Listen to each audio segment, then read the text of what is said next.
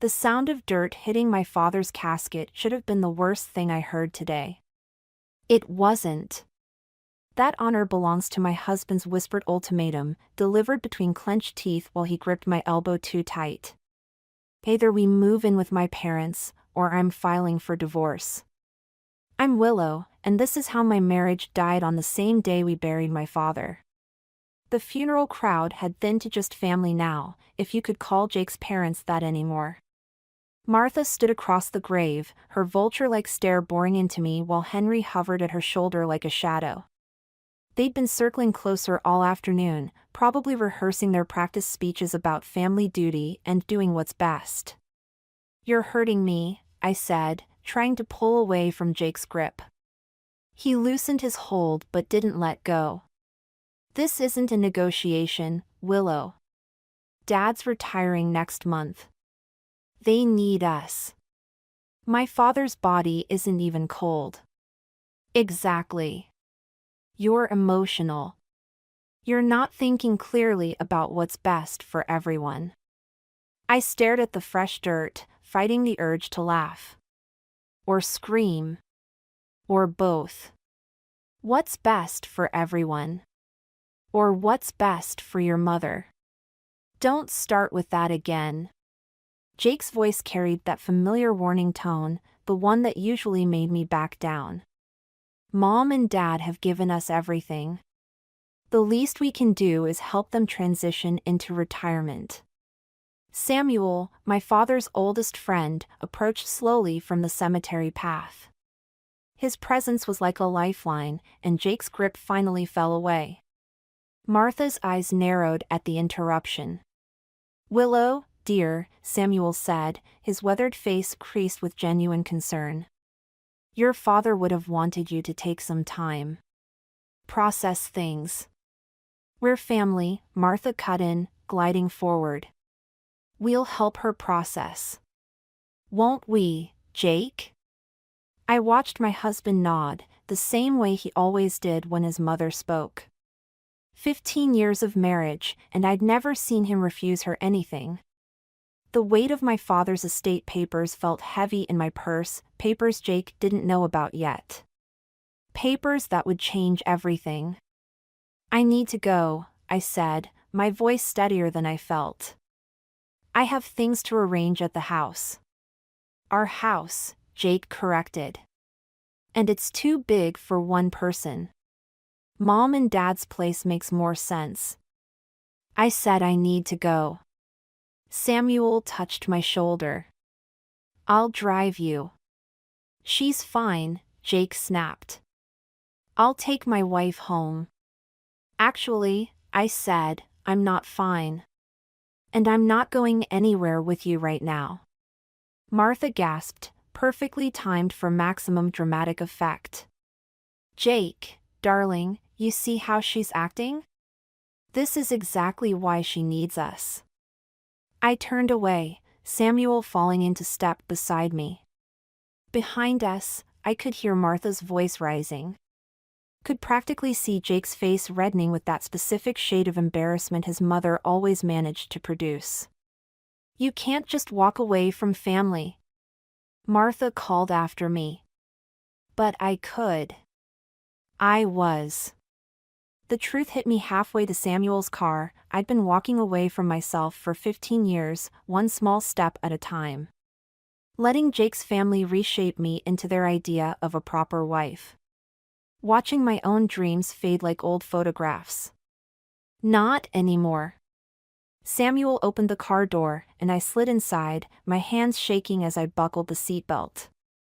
Through the windshield, I could see Jake and his parents huddled together, 3 heads bent in conversation.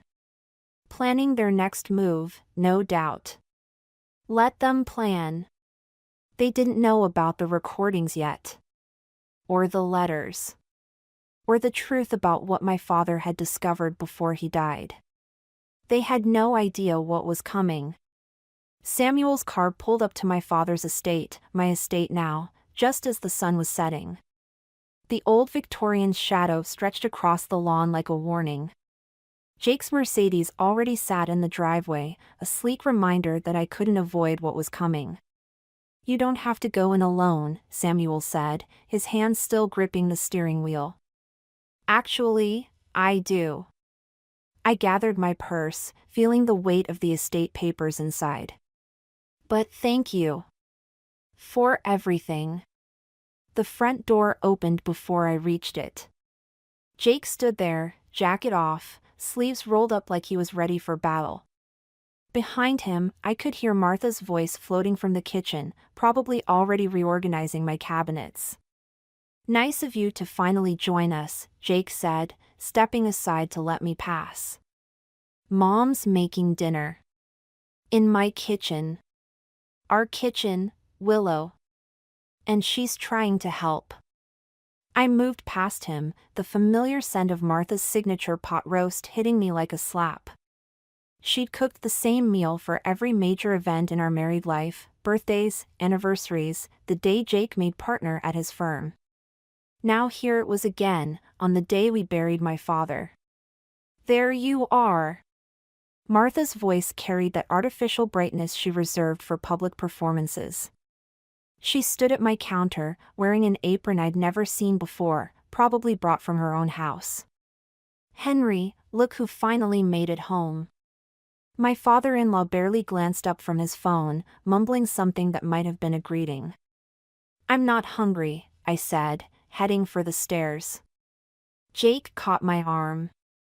Mom went to all this trouble. Let her go, darling, Martha cut in, her knife clicking against the cutting board. She's grieving. Though I do wish she'd consider how her behavior affects others.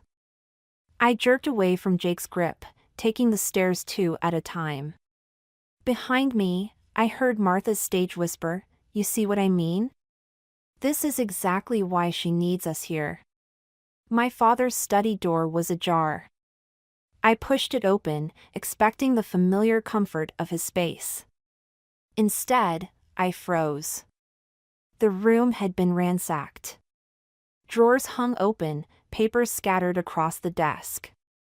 The painting behind his chair, the one he'd always joked contained his secrets, hung crooked on the wall. My hands shook as I straightened it, revealing the wall safe behind. Still locked. Thank God. Looking for something specific? I spun around. Jake stood in the doorway, his face unreadable. What did you do? Me? He stepped inside, closing the door. I was looking for the will. Since you ran off with Samuel instead of discussing things like an adult. The will is with the lawyers. You know that. Do I? You've been awfully secretive lately. He moved closer, and I caught a whiff of scotch on his breath. Just like your father was, at the end. A chill ran through me. What's that supposed to mean? It means, Jake said, his voice dropping, that I know he changed his will 3 weeks ago. Right after our last dinner together. Right after Martha and I told him about our plans for developing this property. The pieces clicked into place. The tension at that dinner. My father's sudden insistence on updating his estate planning. The way Jake and Martha had been hovering ever since, watching Dad like hawks. You were planning this before he even died? Planning what? To take care of family? To make something of this oversized monument to your father's ego? Jake ran a hand through his hair, a gesture I once found endearing. Your father was sick, Willow. He wasn't thinking clearly. Footsteps creaked on the stairs, followed by Martha's voice, everything all right up there? Fine, Mom, Jake called back, his eyes never leaving mine. Willow's just having a moment. I moved toward the door, but he blocked my path. We're not done here. Actually, I said, I think we are. On several levels. His laugh was ugly. You really want to do this? Fight me over a house and some land? Because I promise you, Willow, you won't win. I thought of the recordings in my purse. The letters. The truth about what Jake and his family had been planning all along. "We'll see about that," I said, pushing past him into the hallway. Martha stood at the top of the stairs, concern painted perfectly across her face. "Dinner's ready, dears. Why don't we all sit down and talk about this like family?" Family. The word had never sounded more like a threat. The blueprints spread across Samuel's kitchen table might as well have been a death sentence for my father's estate. Architectural drawings showed modern buildings sprawling across the land, cutting through gardens my father had tended for 30 years. The date in the corner, 3 months ago, burned into my vision. "Jake had these drawn up before Dad even got sick," I said, my fingers tracing the sharp lines that would destroy everything my father built. "Look at his signature here. And Martha's company logo." Samuel placed a steaming mug of coffee beside me. "There's more." He slid a folder across the table. Inside, I found emails between Jake and various developers, all dated weeks before my father's death. The language was careful, coded, but the intent was clear. They'd been planning to transform the estate into a luxury family compound, complete with separate wings for Jake's parents. They were just waiting for him to die. "Not exactly," Samuel said, pulling out another document. "They were waiting for him to sign this." The paper trembled in my hands as I read. "A transfer of power of attorney, drafted but never signed." My father's signature line sat empty at the bottom, a small victory from beyond the grave. My phone buzzed, another message from Jake. I'd left the house last night after refusing to join their family dinner, and he'd been alternating between threats and pleading ever since. "You should read this one," Samuel said, holding up a final email. "It's from Martha to the developers, dated 2 weeks before your father's death." The words blurred through tears of rage. "Once we secure power of attorney, we can proceed regardless of Willow's objections. Jake assures me she'll fall in line or face consequences." A key turned in Samuel's front door. I scrambled to gather the papers, but Samuel held up a hand. "I invited someone." Henry stepped into the kitchen, looking smaller somehow without Martha hovering nearby. His eyes fell on the blueprints. "So you found them," he said. "Did you know?" I demanded. "The whole time, did you know what they were planning?" He sank into a chair, suddenly every bit his 62 years. "Martha said it was for the best. That we'd all be together, like a real family should be. By destroying my father's home? Your father." Henry's laugh was bitter. "Do you know what Martha called him? The obstacle." Every night, planning and plotting, while I sat there watching my wife and son turn into people I didn't recognize. My phone buzzed again. Jake's message flashed across the screen. "Mom's lawyers are ready. Don't make this harder than it needs to be." "They're meeting with contractors today," Henry said, pulling out his own phone. "Martha thinks she's won already. She's picking out paint colors for her wing of the house." I stood up so fast my chair toppled backward. "They can't. The property isn't even." "They don't care," Henry cut in. "They never have. It's always been about control. Martha's control. And Jake." He shook his head. "Jake never learned to say no to her." Samuel touched my arm. "Show him." I pulled out my father's last letter from my purse, the one I'd found in the safe after Jake's failed search. Henry read it slowly, his face growing paler with each line. "Your father knew," he whispered. "All this time, he knew what they were planning. And he left me everything I need to stop them." I gathered the blueprints and emails. "The question is, Henry, whose side are you really on?" He stared at his hands for a long moment. When he looked up, Something had shifted in his eyes. "Martha's at the estate now," he said. "She's meeting the contractors at noon. She thinks." He swallowed hard. "She thinks she's finally winning." "She's not," I said, checking my watch. "Because in exactly 45 minutes, I'm going to show her what losing really looks like." Samuel picked up his car keys. "I'll drive." Henry stood, straightening his shoulders. "I'm coming too." It's time someone stood up to Martha. Even if it has to be me. My phone buzzed one final time. Jake's message was just one line: "Last chance, Willow. Don't do anything you'll regret." But as we headed for Samuel's car, regret was the last thing on my mind. They wanted a war over my father's legacy? Fine. I'd give them one they'd never forget. Martha's face turned ashen when we walked into the estate's garden. She stood among a cluster of contractors, architectural plans spread across a portable table. Her perfectly manicured finger frozen midpoint on the paper. Jake's expression shifted from confusion to rage as Henry stepped out from behind me. "What is he doing here?" Martha's voice could have frozen hell. "Telling the truth, for once," Henry said. The contractors shifted uncomfortably as I approached the table.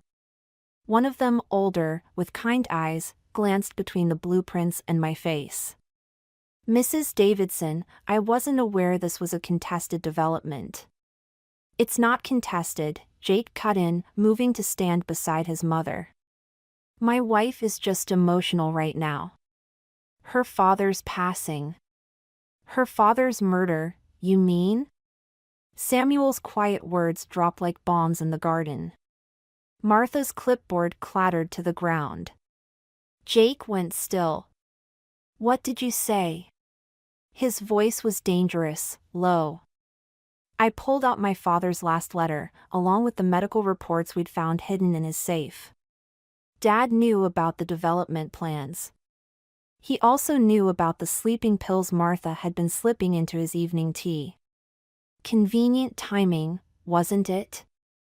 His sudden decline just when you needed him to sign over power of attorney? That's ridiculous," Martha snapped, but her hands were shaking. "Henry, tell them how ridiculous this is." "I found the pills in your purse, Martha." Henry's voice cracked. 3 days before he died. I told myself I was imagining things. That you wouldn't. That our son wouldn't. The contractors were already packing up, murmuring apologies and quick exits. The older one paused beside me, pressing his card into my hand. "Call us when this is sorted, Mrs. Davidson." "Legally sorted." Jake grabbed my arm as I tried to follow them. "You're making a mistake." "The mistake was thinking you ever loved me more than your mother's approval." I jerked away from him. "The police are already reviewing the evidence. They're very interested in Martha's monthly prescriptions for sleeping medication. And the timing of your development plans. You wouldn't dare." Martha's perfect facade cracked. "After everything we've done for you." "Done for me?" The laugh that escaped me didn't sound like my own. "You mean like systematically isolating me from my friends? Criticizing every decision I made? Planning to destroy my father's legacy while he was still alive?" "We were trying to help," Jake insisted, but his eyes darted to the medical reports in my hand. "Mom just wanted what was best for everyone." "Best for everyone?" Henry's voice rose. "Our son is facing possible conspiracy charges because you couldn't wait a few more months for a legal inheritance? Because you had to control everything, everyone, all the time?" Martha turned on him, teeth bared. "Don't you dare turn on me now. Everything I did for this family." "No." I held up my phone, recording app running. Everything you did for yourself. And now everyone's going to know exactly what kind of person you are. Jake lunged for the phone, but Samuel stepped between us. In the distance, sirens wailed. "That'll be Detective Morris," Samuel said quietly. "He's very interested in speaking with all of you." Martha's composure shattered completely. "Jake, do something." But Jake just stood there, looking lost, like a puppet whose strings had been cut. For the first time, I saw him clearly, not as my husband or Martha's son, but as a hollow man who'd never had the courage to be himself.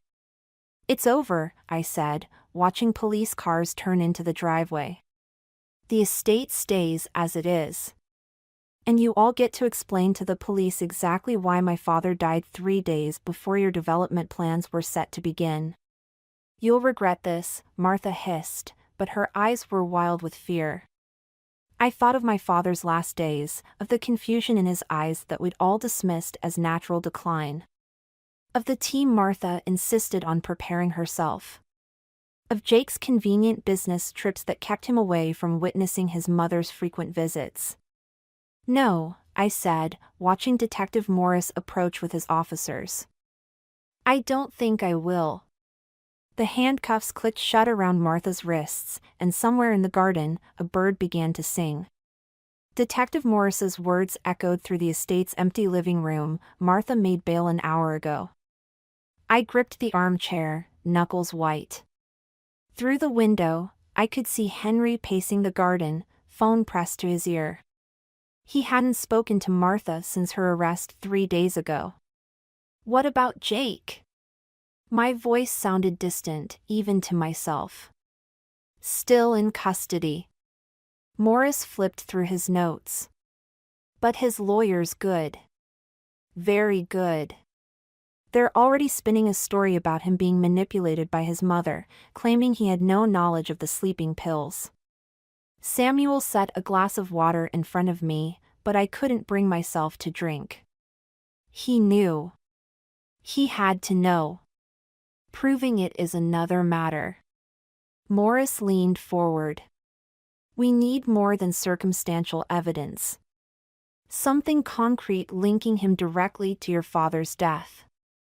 My phone buzzed, another text from an unknown number. I'd been getting them since Martha's arrest, each one more threatening than the last. This one made my blood freeze. "Check the greenhouse." "Willow?" Samuel touched my shoulder. "What is it?" I was already moving, Morris and Samuel following as I rushed across the lawn. The greenhouse had been my father's sanctuary, filled with rare orchids he'd spent decades cultivating. The door hung slightly ajar. Inside, devastation greeted us. Every plant had been methodically destroyed, orchid stems snapped, pots shattered. On my father's workbench lay a single teacup, identical to the ones Martha had used. "Don't touch anything," Morris barked, pulling out his phone. But my eyes caught something else, a flash of white beneath the broken pottery. I pointed, and Morris carefully extracted a stack of papers. Bank statements. Emails. A second will, dated before the one we'd found in the safe. "These are fake," Samuel said, examining them. "They're trying to create a paper trail showing your father intended to sell the estate." "Martha's handwriting," I said, recognizing the forged signatures. "But the plan. This is all Jake. This is how he thinks." Henry appeared in the doorway, face ashen. "Martha's gone. Her phone's disconnected, and she cleared out our accounts this morning." A crash from the house made us all jump. We rushed back, Morris drawing his weapon. The front door stood wide open. Inside, Jake stood in my father's study, hands raised as 2 officers trained their weapons on him. At his feet lay the open safe, empty. "Looking for these?" I held up the stack of evidence from the greenhouse. His eyes narrowed. "You don't understand what you're doing. I understand perfectly. You and Martha thought you could forge documents showing Dad wanted to sell. Plant them in the greenhouse, make it look like he'd hidden them. Then discover them after destroying the real evidence. She's lying, Jake said to Morris. Everything in that safe proved Willow's been manipulating the situation. My mother was trying to protect our family's interests. By killing my father? By doing what needed to be done. Jake's composure cracked. You never appreciated what we were trying to build. A legacy. A real family. Not this mausoleum to your father's ego. Henry stepped forward. Where is she, Jake? Where did your mother go? Why? So you can betray her again? Jake's laugh was ugly. You're as weak as Willow's father was. At least Mom had the courage to take action. My phone buzzed again. Another unknown number, but this time with an image, Martha, sitting in what looked like an airport lounge, holding today's newspaper. The text below, last chance. Sign over the estate, or the real evidence about your father's death goes public. She's bluffing, Samuel said, reading over my shoulder. But Jake's smile told a different story. Are you sure about that? Mom kept very detailed records of her visits with your father. Every cup of tea, every conversation. Would you like the world to know how long he suffered before the end? How many times he begged for help while you were too busy to notice? The room spun. Morris was saying something about tracking Martha's phone, Henry was shouting at Jake, but all I could hear was my father's voice from his last days.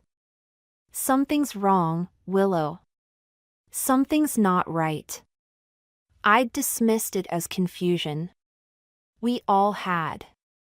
Jake's smile widened as he watched me process this. Tick-tock, Willow. How much of Dad's legacy are you willing to destroy to protect your own? Martha's evidence arrived in a plain manila envelope, delivered to the estate by courier. Inside, I found photos, handwritten notes, and a USB drive that documented every step of my father's decline. The final photo showed him in his study, cup of tea in hand, dated the day before he died. The look in his eyes, confusion, fear, betrayal, made my knees buckle. You can't trust these, Samuel said, but his voice lacked conviction.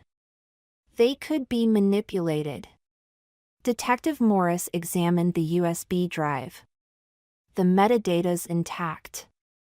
These are original, unaltered files. Jake sat across the room, still in handcuffs but wearing that familiar smirk. Mom always was thorough. Especially when it came to protecting the family. Protecting the family? Henry's voice cracked. She killed a man, Jake. Your wife's father. She eliminated an obstacle. Jake leaned forward. Just like Willow's become an obstacle. But there's still time to fix this. Sign over the estate, and everything goes away. The evidence, the investigation, all of it. Morris's phone buzzed. He stepped away to take the call, then returned looking grim. Martha's been spotted boarding a private plane to a non-extradition country. We're trying to ground it, but... Too late, Jake said. She's probably already in international airspace. Tick-tock, Willow. Once she releases those files to the media, your father's legacy becomes a scandal. Every newspaper, every TV station will run stories about the confused old man who died under suspicious circumstances while his daughter was too busy to notice. My hands shook as I lifted another photo from the envelope. Dad in his garden, looking lost among his beloved orchids. Martha's handwriting on the back, day 47, increased dosage. Subject showing signs of severe confusion. Subject, I whispered. She documented his murder like a science experiment. She documented your negligence, Jake corrected. The devoted mother-in-law who tried to warn you something was wrong. Who stepped in to care for him while you focused on your career. The grieving widow who noticed his decline but couldn't convince his daughter to pay attention. Samuel grabbed my arm as I lurched toward Jake. He's baiting you. The papers are ready, Jake continued. One signature and this all disappears. Mom releases a statement about a misunderstanding, returns to help manage the estate development. Your father's reputation stays intact. Everyone wins. Everyone except Dad. He's dead, Willow. But you're not. Think about your future. About the scandal this will cause.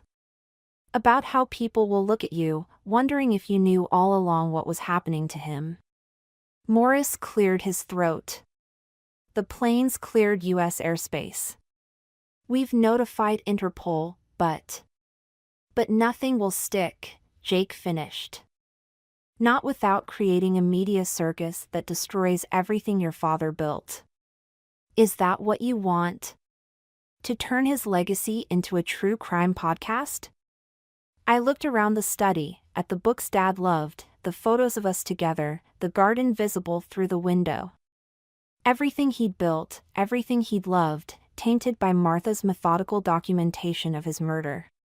Time's running out, Jake said softly. Mom's given you 1 hour to decide. After that, the files go public. Every detail, every photo, every moment of his suffering. Is your revenge worth destroying his memory? Henry stepped forward. There has to be another way. There isn't. Jake's smile was triumphant. Mom made sure of that. She always does. My phone buzzed, another message from Martha. A video this time, showing Dad in his final days, confused and afraid, calling out for me while Martha's voice soothed him with promises to help. I'll need to see the papers, I said quietly. Willow, no, Samuel protested. But I was already reaching for the document Jake's lawyer had delivered. The estate transfer agreement that would give them everything they wanted. Everything they'd killed for. Smart girl, Jake said. I knew you'd make the right choice. I lifted the pen, feeling its weight like a coffin nail. In the garden, the last of Dad's orchids swayed in the breeze, survivors of Martha's destruction. Soon they'd be gone too, replaced by whatever monument to greed Jake and his mother planned to build. Just sign, Jake urged. End this nightmare. The pen hovered over the signature line as Martha's final text arrived, time's up. Choose wisely. The pen never touched the paper. Instead, I reached for my father's favorite teacup, the one still sitting on his desk, the one Martha had used for her final dose. What are you doing? Jake's smirk faltered. Something Dad taught me. I lifted the cup, examining its delicate pattern. About orchids. About patience. About hidden things. Samuel stepped closer, realization dawning on his face. I caught his eye, saw him reach slowly for his phone.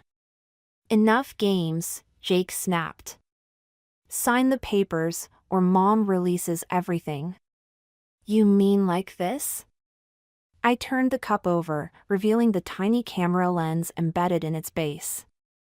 Dad wasn't as confused as you thought. He knew something was wrong, so he started watching. Recording. The color drained from Jake's face.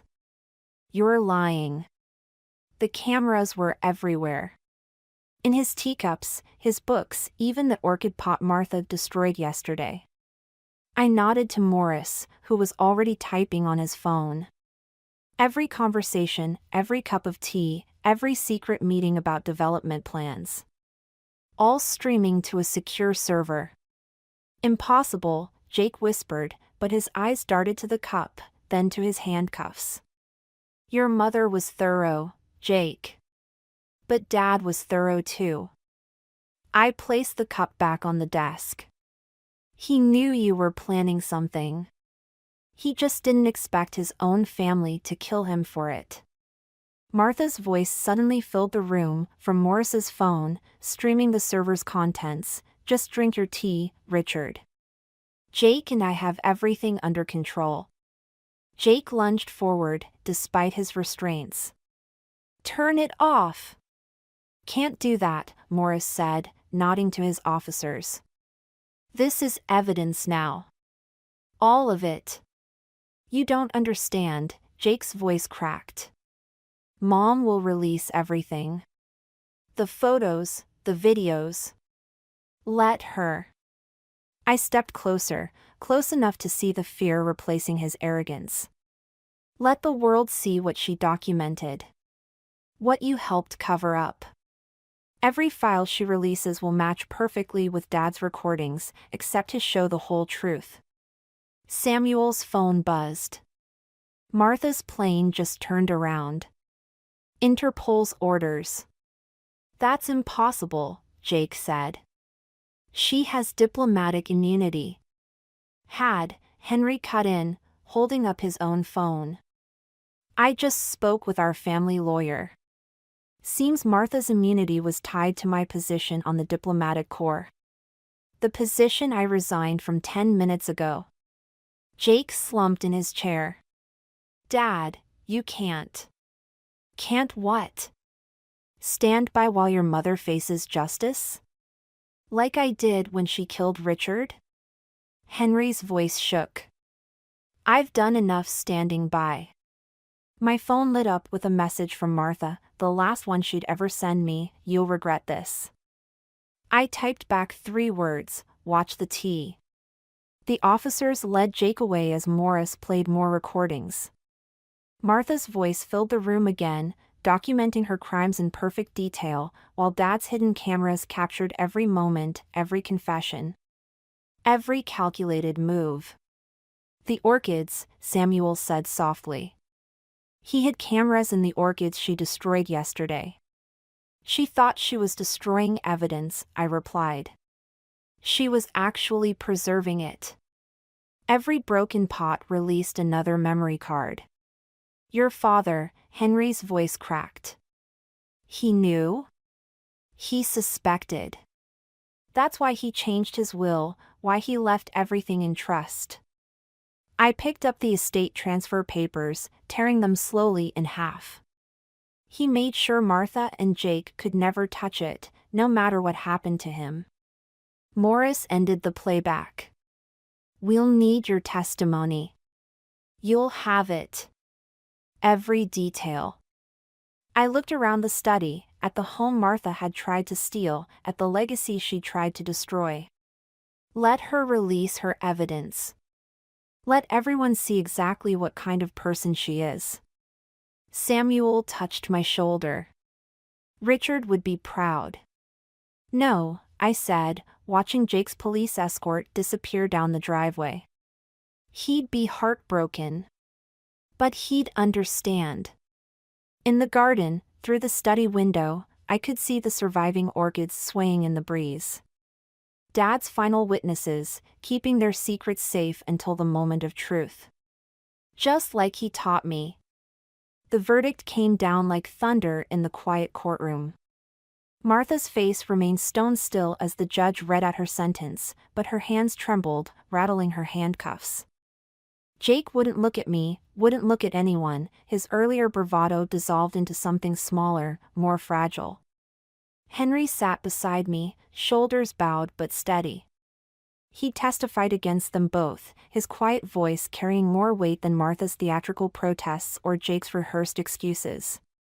Outside, reporters waited with their questions about justice and closure, about healing and moving forward.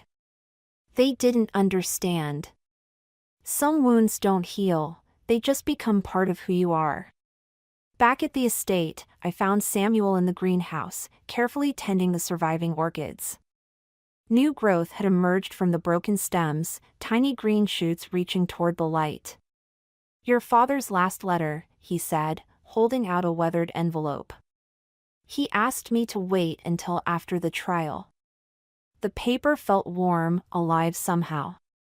Inside, I found a single page covered in Dad's familiar scrawl. "My dearest Willow. If you're reading this, then the worst has happened, and you've discovered the truth about Martha and Jake. I'm sorry for the burden I've placed on you, for the choice I made in documenting everything instead of confronting them directly. But I knew they'd never stop, never be satisfied until they'd taken everything. The cameras weren't just about gathering evidence. They were about teaching you one last lesson, that truth, like the orchids we loved, requires patience, careful tending, and the courage to wait for the right moment to bloom. I've left you more than just the estate.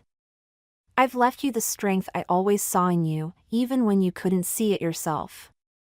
The strength to stand alone, to face hard truths, to protect what matters most." In the greenhouse, behind the broken pottery and Martha's destruction, you'll find something I've been working on. A new hybrid orchid, years in the development. I've named it Willow's Justice, because like you, it thrives not in spite of adversity, but because of it. Plant it. Watch it grow. Let it remind you that even in our darkest moments, beauty finds a way. All my love. Dad. Samuel touched my shoulder. "There's something else you should see." He led me to the back of the greenhouse, where a single pot sat hidden behind the wreckage. Inside, a stunning orchid bloomed, petals white as truth, streaked with veins of deep purple like justice finally served. He finished it just before. Samuel's voice trailed off. "The genetics are completely unique. It's officially registered with the Royal Horticultural Society. Your father's final legacy, and yours." My phone buzzed, a message from Detective Morris. Martha's private plane had been seized, her offshore accounts frozen. Jake's law firm had stripped his name from their partnership. Their carefully constructed world was crumbling, one piece at a time. I switched off the phone. "Help me clean up this mess?" I asked Samuel, gesturing to the broken pots and scattered soil. He smiled, understanding what I wasn't saying. Sometimes healing starts with simple things: dirt under your fingernails, broken things made whole, new life emerging from decay. We worked in comfortable silence, clearing debris and salvaging what we could. Henry joined us later, his diplomatic polish replaced by workman's gloves and determination. Together, we rebuilt what Martha had tried to destroy, making space for something new to grow. As the sun set, I placed Willow's Justice in the center of the greenhouse. Its petals caught the fading light, transforming it into something almost otherworldly, beautiful and resilient, like truth finally set free. Dad was right. Some things require patience, careful tending, the courage to wait. And some things, like justice and orchids and healing, bloom in their own time, in their own way. I touched a perfect white petal, feeling its strength beneath the delicate surface. Tomorrow would bring more questions, more reporters, more pieces to pick up. But tonight, in this greenhouse my father loved, surrounded by broken things growing whole again, I finally understood what he'd known all along. The most powerful legacy isn't in what we leave behind, but in what we help others become strong enough to grow for themselves.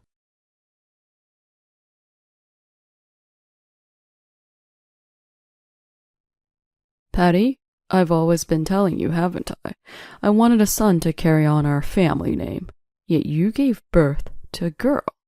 I don't need someone who's useless like you. Sign the divorce papers and get out of the house with your daughter. One day, out of the blue, this was what Tony blurted out at my in-laws' house. In his right hand was the divorce paper, and he was holding his mistress on his left side. As I was dumbfounded by his unbelievable claim, his mistress added seriously, "Hello, I'm Kristen. I'm carrying Tony's baby, and of course, the baby's a boy. We've already confirmed the gender with tests, so I'll be the one to make Tony happy. Please, don't interfere with us anymore. Got it?" It was as if I was being painted as the villain. Then my mother-in-law, Laura, delivered the final blow. "I was completely deceived by you, Patty. I feel sorry for Tony, so never show your face to us again." There was not a single reasonable person around here. I couldn't understand how they could say such heartless words like that. While glancing at the entrance, I was utterly shocked, but I wasn't surprised or panicked about the situation.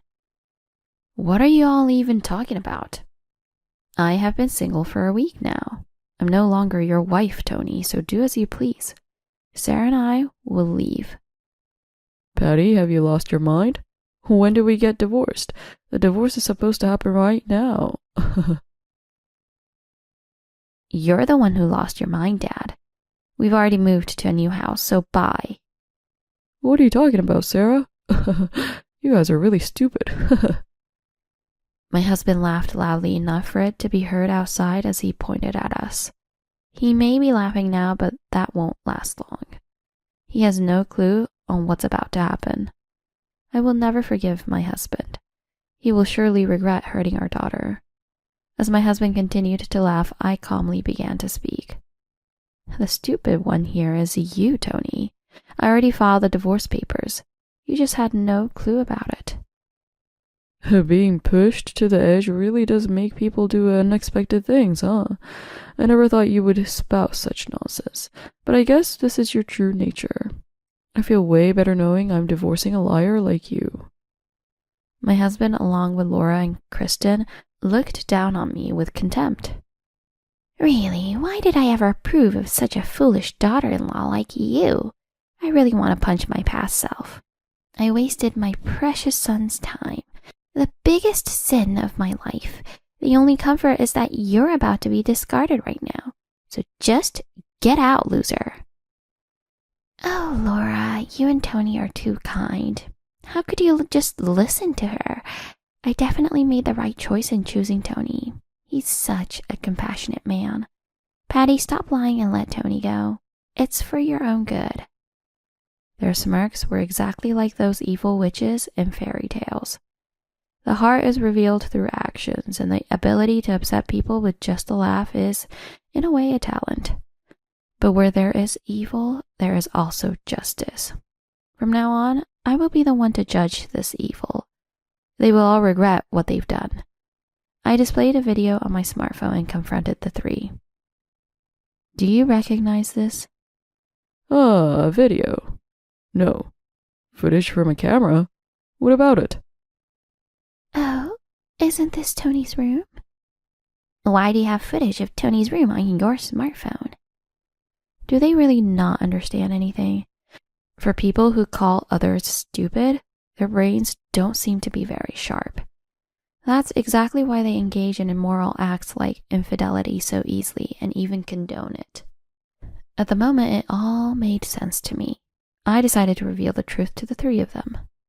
"This is footage from a hidden camera. I have been secretly monitoring you, Tony. I installed a camera in your room. So with that, I found out about your mistress and the pre-filled divorce papers." What? You installed a hidden camera in my room? That's why I secretly took out the divorce papers while you were away and submitted them. If you think I'm lying, why don't you go check it? There's nothing left in that drawer. Tony returned from his room half in disbelief, but when he came back, his face was pale. He seemed to have recognized the truth of my words. Laura and Kristen also lost their smiles when they saw his state. "I can't believe it. She already knew." Well, I'm surprised, but this is convenient, isn't it? It saved me the trouble of submitting them. Kristen, let's remarry right now. Nothing can stop us now. That's right. When you think about it, there's nothing bad about this. It just sped up the process of getting rid of a useless daughter-in-law like her. This woman couldn't get pregnant with a son anyway. She was never right for my precious Tony. This is a chance for Tony to restart his life. Laura laughed loudly. As a mother myself, I understand the feelings of a parent who loves their child, but even then, the love she has for her son seems a bit too much. Certainly, my husband had taken over the family business after his father passed away, and he probably earned more than the average person. I knew he had worked hard. After all, we were married. But no matter how adorable a parent finds their outstanding child, it doesn't justify mistreating their spouse. The harsh words thrown at me by Laura from the time we were married are a bitter memory I wish I could forget. It has been truly difficult. My only ally is my daughter, Sarah. She has even been ignored and mistreated by them. I can never forgive them. Only I can protect my daughter. I will make them pay for how they treated us. I pulled out a small piece of paper from the drawer and presented it to the three. Tony and his mother looked at the paper with puzzled expressions. What is this scrap of paper? A business card? Hanson Corporation's CEO, Robert Gale? Isn't Hanson Corporation a major client of your company, Tony? Yeah. Why do you have the business card of the CEO of such a big company? You shouldn't have any chance to interact with a CEO like him. The two of them spoke as they pleased. Do they think I'm some kind of punching bag? Unfortunately, I'm human and sharp words do hurt. But they seem unaware of this. While that was happening, Kristen looked pale. Noticing her turning pale, Tony spoke up.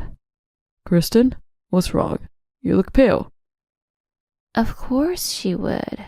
Wouldn't you be shocked if someone suddenly pulled out your own father's business card? Huh?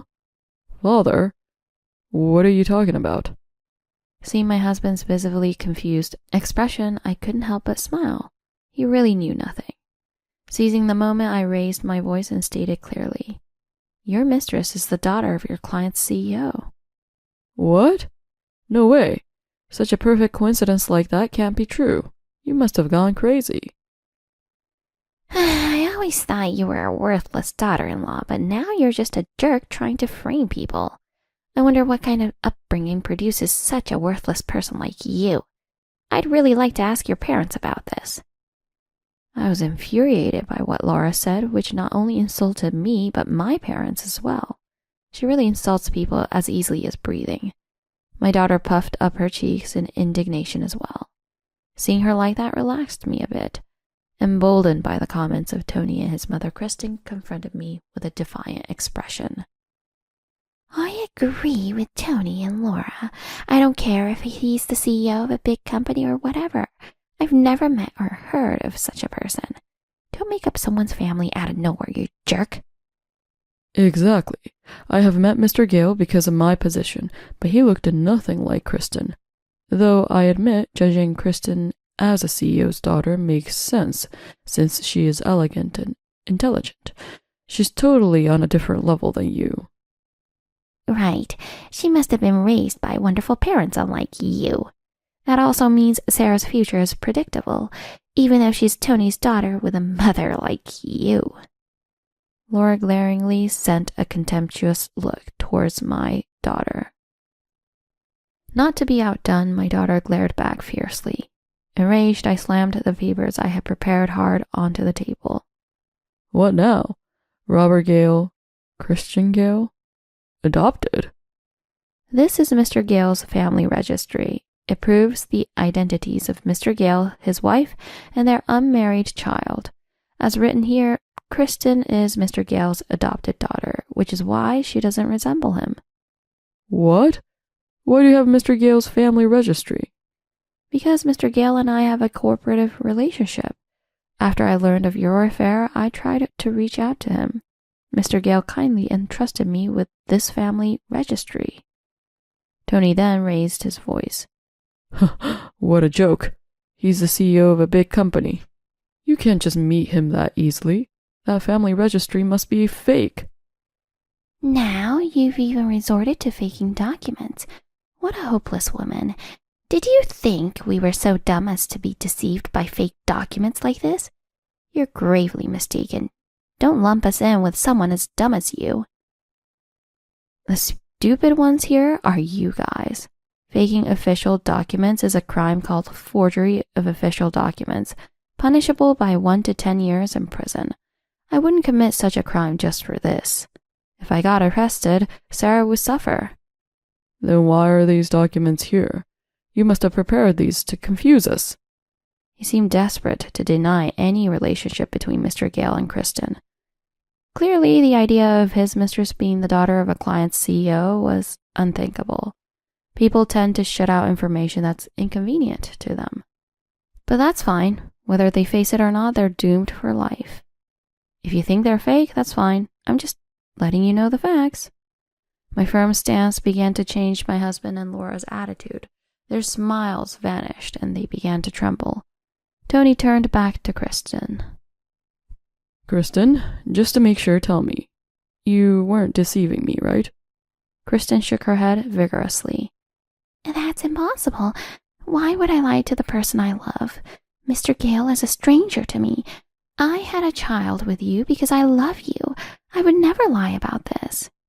I couldn't help but give a grand round of applause to Kristen's response. Well done, Kristen. You've shown your unwavering will. You truly love Tony, don't you? I'm moved. So I have a reward for you. Just wait a moment. I hurried out of the living room with puzzled looks stabbing my back. Giving no care to that, I stepped outside and quickly returned with the reward. Sorry for the wait. Here's your reward. What? No way! Kristen's eyes widened in shock as she backed away.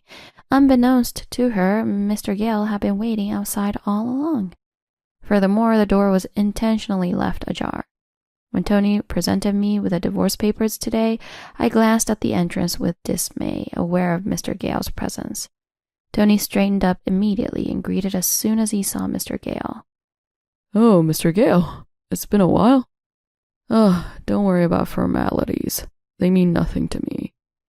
Mr. Gale returned Tony's greeting with a cold gaze. A deep wrinkle formed between his eyebrows and his veins popped out. I've been waiting outside the door, and oh, what an interesting conversation I've heard. Tony, I've come to understand your true nature very well. It's been an enlightening experience. To think that there are people who speak such foul words in this world. Don't you think so? Well, you see... Knowing that Mr. Gale had heard everything, Tony seemed unable to come up with any excuses. He just stood there, dripping with cold sweat and looking down. Mr. Gale also glanced at Kristen, whose shoulders jolted up. Don't you two feel ashamed of what you've done? There are things one shouldn't do as a human.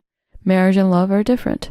Once you've sworn eternal love, you must at least fulfill the basic responsibilities. Apologize to Patty immediately. His angry voice filled the room. Tony and Kristen shrank back, but Laura stood her ground defiantly. If eternal love is so important, then Tony and Kristen are deeply in love too. Patty no longer loves Tony. After all, she was the one who filed for divorce. Therefore, it is only natural for two people in love to be together. There's nothing wrong with that. That is an unbearable justification. Yes, it is joyful when two people in love come together. However, both parties being single is the basic condition. Moreover, there's not only Patty, but also Sarah involved. Disposing of someone because they can't have a son? What era do you think you're living in? If you are living in the present, please update your mindset. This is just unacceptable. At Mr. Gale's anger, Laura ran out of words to respond. The room fell silent. There was a reason for his anger. In fact, Mr. Gale's wife was infertile and unable to have children. There are still people with outdated mindsets like Tony and Laura, but there are also many who want to have children but can't. Pregnancy and childbirth are sacred, and we mustn't forget that. Mr. Gale could not tolerate his family hurting others for selfish reasons like wanting a son for heir. Tony and Laura were silenced by Mr. Gale, but Kristen's eyes burned with anger. She started to argue back to Mr. Gale directly. You preach as if you're some kind of saint, but you're selfish too. You adopted me because you couldn't have your own kids, right? Whether it was good for me didn't matter. That was just adults making decisions for their own convenience. Kristen clenched her fists and yelled with all her might. I don't know the details, but Mr. Gale is a strict man who apparently didn't spoil Kristen with money or material things. This may be why Kristen feels unloved by her father, as they aren't blood related. Tony and Laura seemed confused as the divorce turmoil had suddenly turned into an argument between Mr. Gale and Kristen. They looked at each other uneasily. Kristen, unable to control her emotions, continued to lash out at Mr. Gale. You just adopted me for Mom's sake, right? Because she wanted a child? Because she was important to you? I was only being used to satisfy someone else. I'm just a tool to you. Everyone thinks they can just use me. Although I haven't known Mr. Gale long, he seems like a genuinely good person. Even as an outsider, I think Kristen is wrong, but Mr. Gale quietly listened to her. What? Aren't you going to say anything? Or do you think what I'm saying isn't even worth responding to? That's not it. It's not that. I'm actually happy. Happy? Are you crazy? Or is that some kind of weird hobby? It's the first time you've spoken honestly to me. You've always been a well-behaved child who didn't need much attention. I used to think you were just a quiet kid, but now I see that's not the case. You must have endured a lot on your own. His eyes softened as he spoke. Kristen's shoulders trembled slightly. Yes, I have been strict with you, that's true. I won't make excuses. But it was because I love you. They say the opposite of love is indifference, right?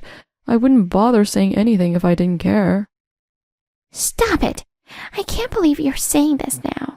I've never been loved by my family. Enough, Kristen. You don't understand anything. Even as an outsider, I can see that Mr. Gale cares about you. Yet you just deny it one-sidedly. Right now, you just look like a child throwing a tantrum. I couldn't help but intervene. As a parent myself, I couldn't stand to listen any longer. Being a parent is harder than most can imagine. You can't just quit midway. There's no guarantee of a return for all the effort you pour into your children. Sometimes what you do for their sake can backfire. Even after lovingly raising them, in the end, you have to let go. It's a tough job, isn't it? But the reason parents can keep going is solely the love and responsibility they feel for their children. It's clear that Mr. Gale has more than enough of both. But Kristen seems too stubborn to see the truth right now. Don't lecture me when you were just dumped by your husband. You're just clinging to him because you can't do anything else. Everything has been taken away from you, and you're just going to keep falling into misery. The conversation shifted towards me, and seeing that it was their chance, Tony and Laura regained their momentum. That's right.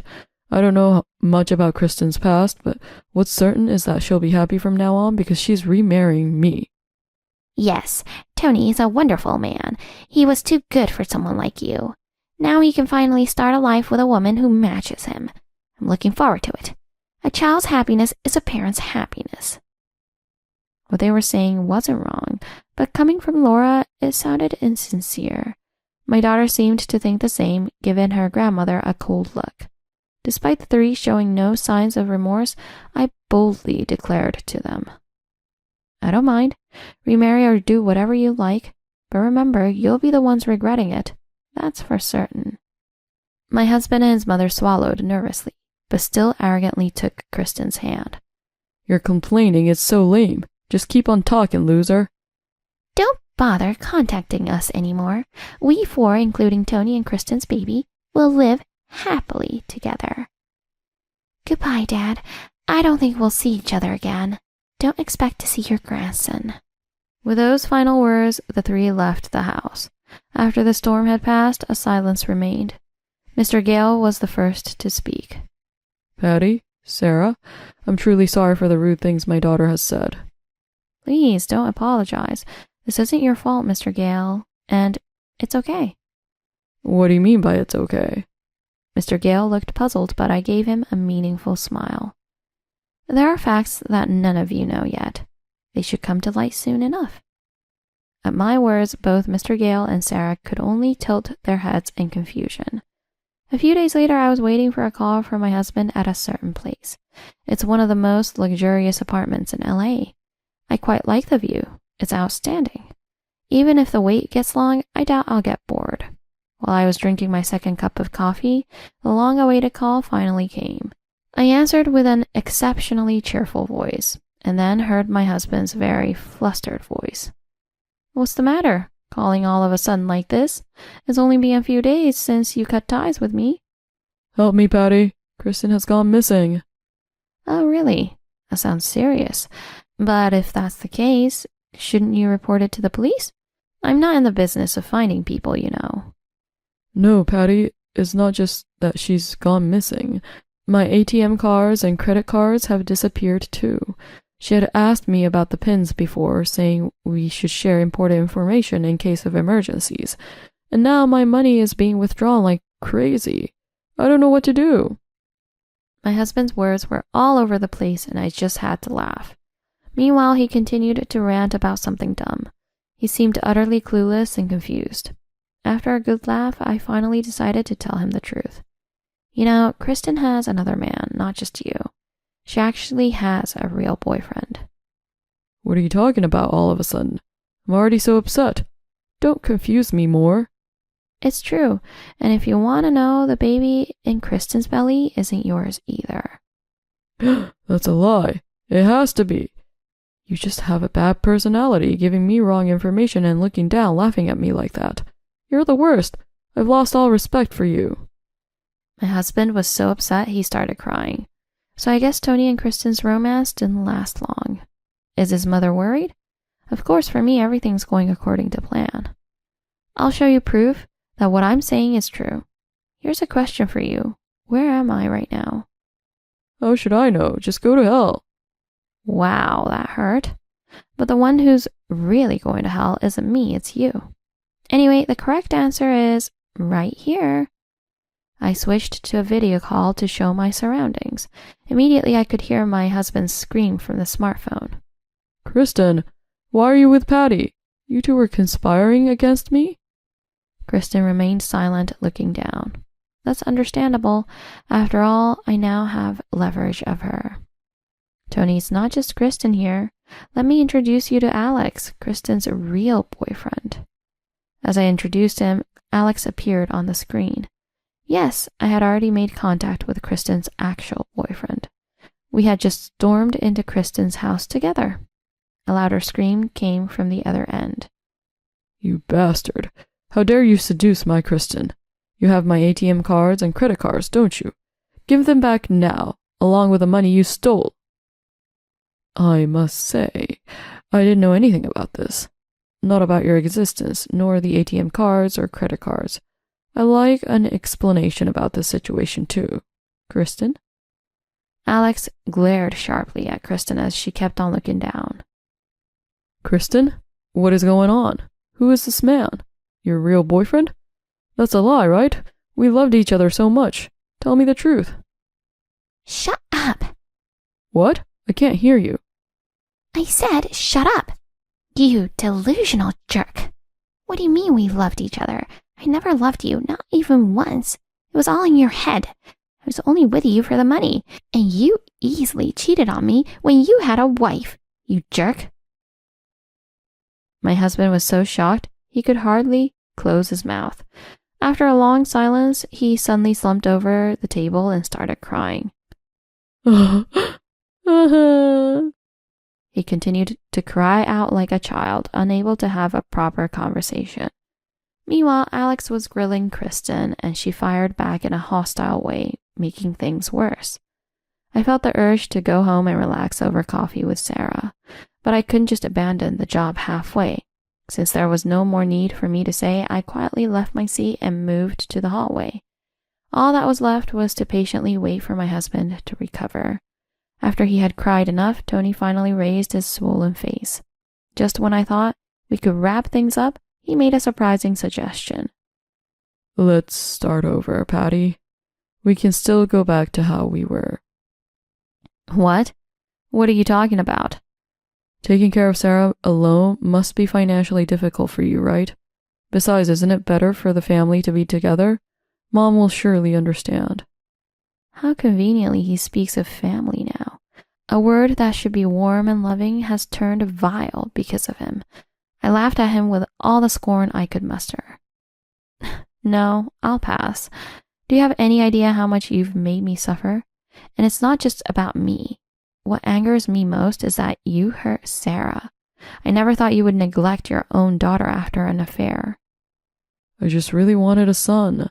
There was no other intention, and it's not too late. If we love each other again, a son will come soon. Please stop saying such disgusting things. There's not an ounce of love left for you and me. I can't even stand to breathe the same air as you, let alone touch you. And you keep talking about a son. But isn't that completely unnecessary now? What do you mean? Your misconduct is already well known among our company and business partners.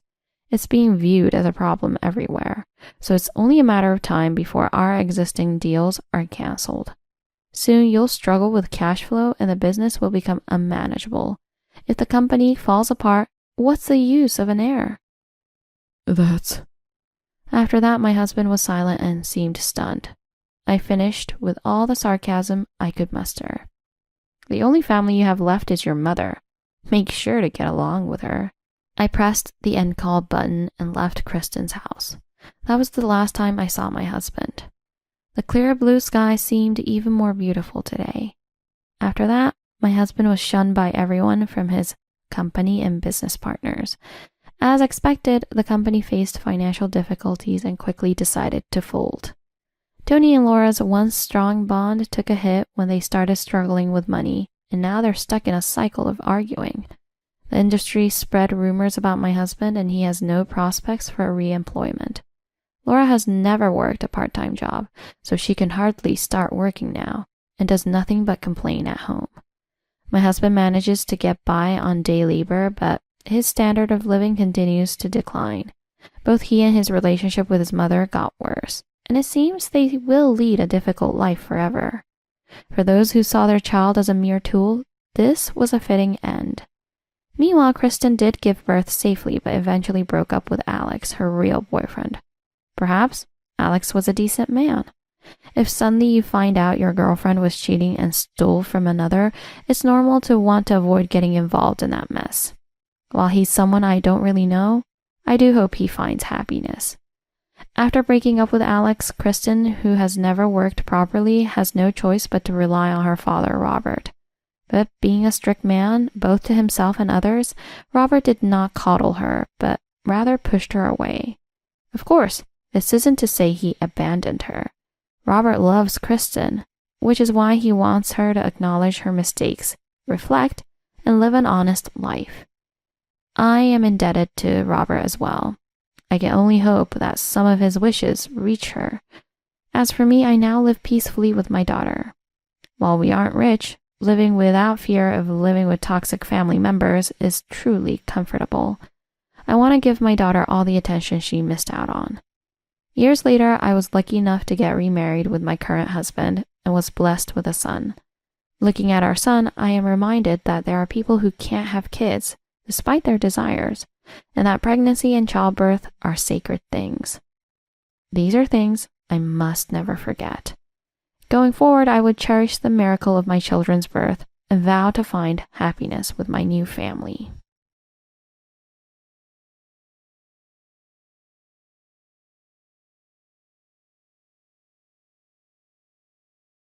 I'll make sure I'm happy enough for both of us. Susan stole her sister's husband, John. She sent an invitation to their wedding to gloat, but your mother and I will go together. We'll show them hell. Usually gentle and rarely angry. It seems the parents have reached their limit with Susan's wrongdoings. Attending the wedding with a frightening smile, it turned from a celebration to a scene of hell. I am Lily Anderson, 24 years old. I work as an illustrator. I've been married for just under a year. And my relationship with my husband, John, is good.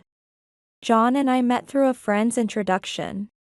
It didn't take long before we started dating, and he proposed at a restaurant with a night view. The wedding was full of blessings from family and friends, and smiles never ceased.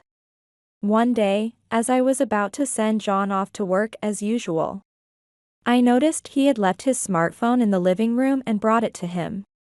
"John, you forgot your phone." "Oh, thanks. That helps. I'll be going then."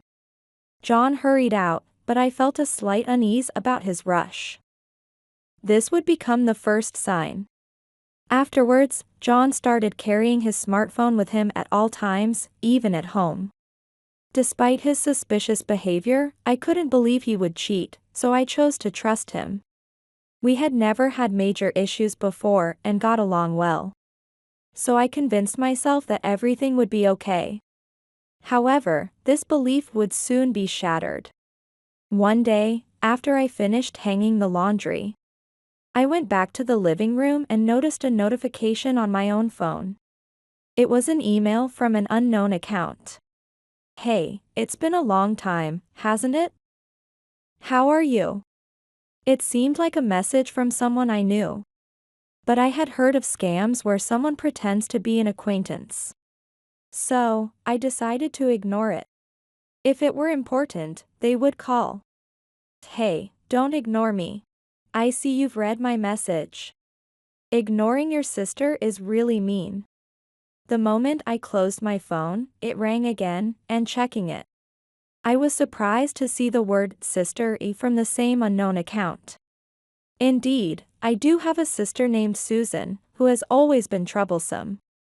For instance, financial issues.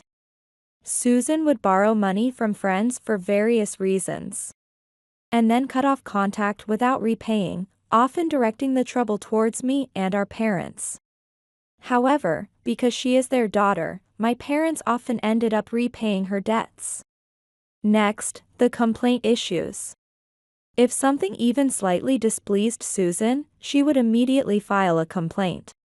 Her manner of doing so was appalling, including hurling insults and forcing those who came to apologize to kneel, making her an extremely unpleasant complainer.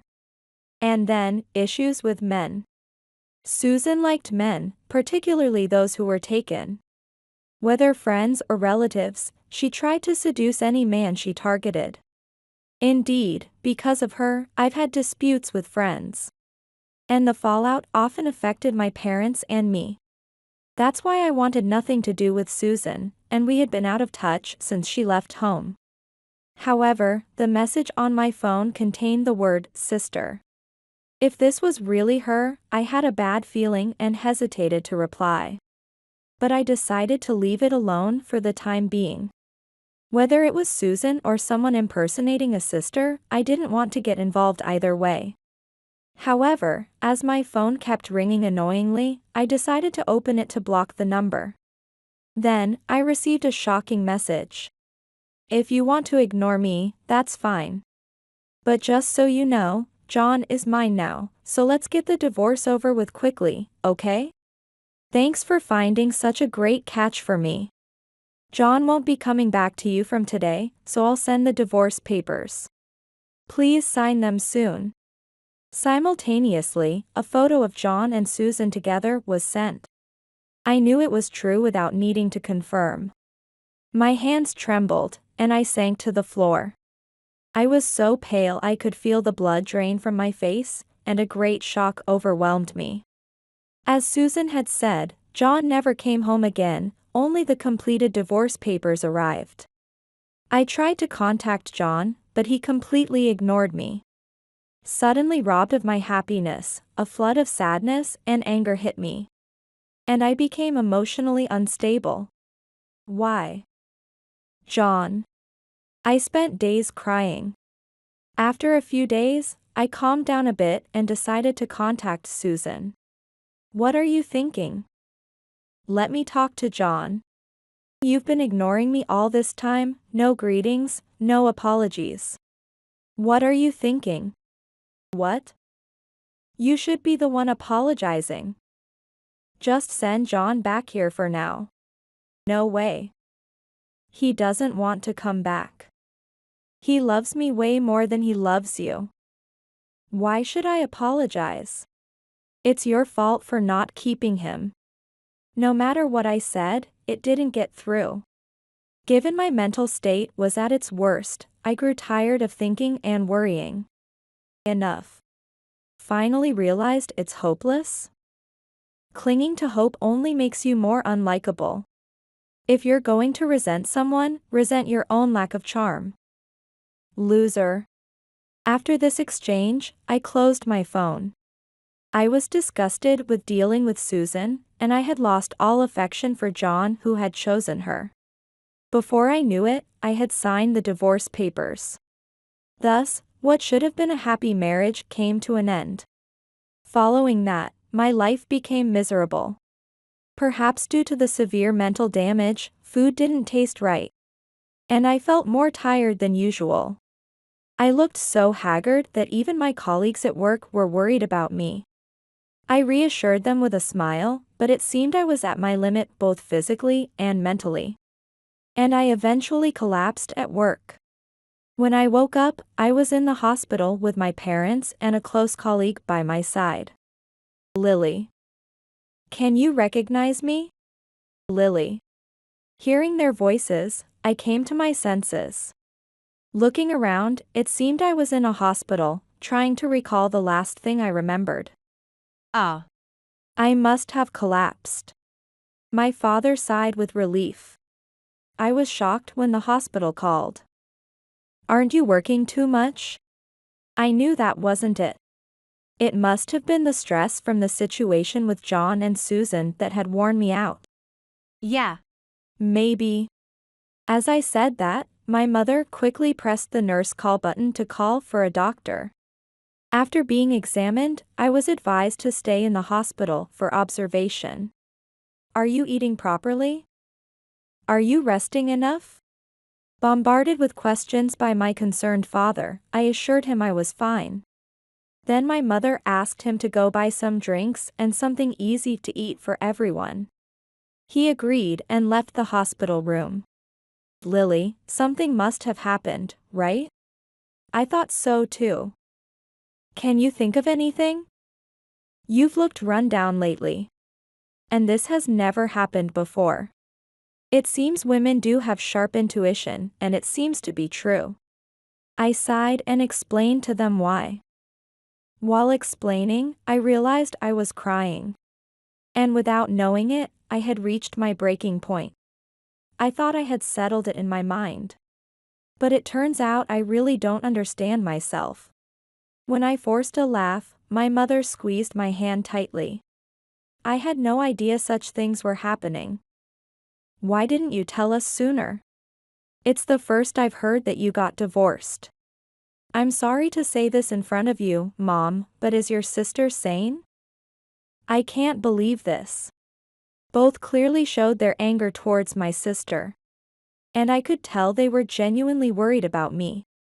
I didn't want to worry anyone, or make a big deal out of it. I thought I could handle it by myself. I didn't want to cause trouble or worry for anyone. I even thought there was some truth in what Susan had said, making me feel pathetic. And maybe it's my lack of charm that caused this. That's nonsense. What are you talking about? No one would agree that your sister and your ex-husband are okay.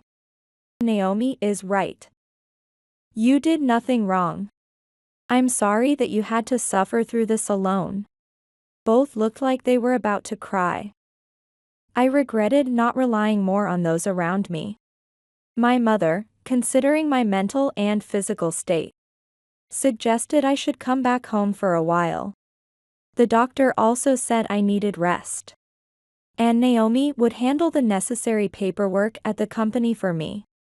When I told my father about resting at home, he immediately told me to come back.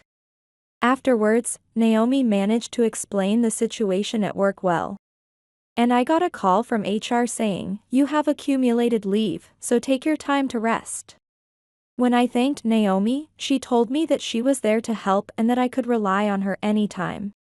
After a few days at home, I could feel myself physically and mentally recovering. Holding things in really isn't good, I realized. And today, Naomi came to visit again, and while we were enjoying cake prepared by my mother, my phone rang. Curious, I opened it, and my heart raced. Yoo-hoo. How are you doing? I thought you might be curious about what's going on with us, so I decided to give you a call. It was Susan, from whom I hadn't heard since that tumultuous day. I regretted carelessly opening my phone. Naomi noticed the change in my expression. What's wrong? Are you okay? Yes, I'm fine. I responded, but it was clear something was off. Naomi asked if she could see the phone. I hesitated, not wanting to cause more worry. But remembering that bottling things up wasn't good, I nodded and handed my phone to Naomi. Naomi's expression turned puzzled as she looked at the phone. What is this? Is she picking a fight? It's your sister, right? I nodded, and Naomi closed the phone. Just ignore it, ignore it. Actually, let's block her. You don't need to deal with people like this. Convinced by her words, I was about to block her when another message from Susan arrived. We've been living together smoothly since then. And guess what? I'm pregnant. You might think already, but nope, John and I have been together for 6 months now. The word pregnant stopped time for me. We had been trying to conceive during our marriage. We hope we'll be blessed with our baby soon, was something we strived for together. So this message tore through my heart.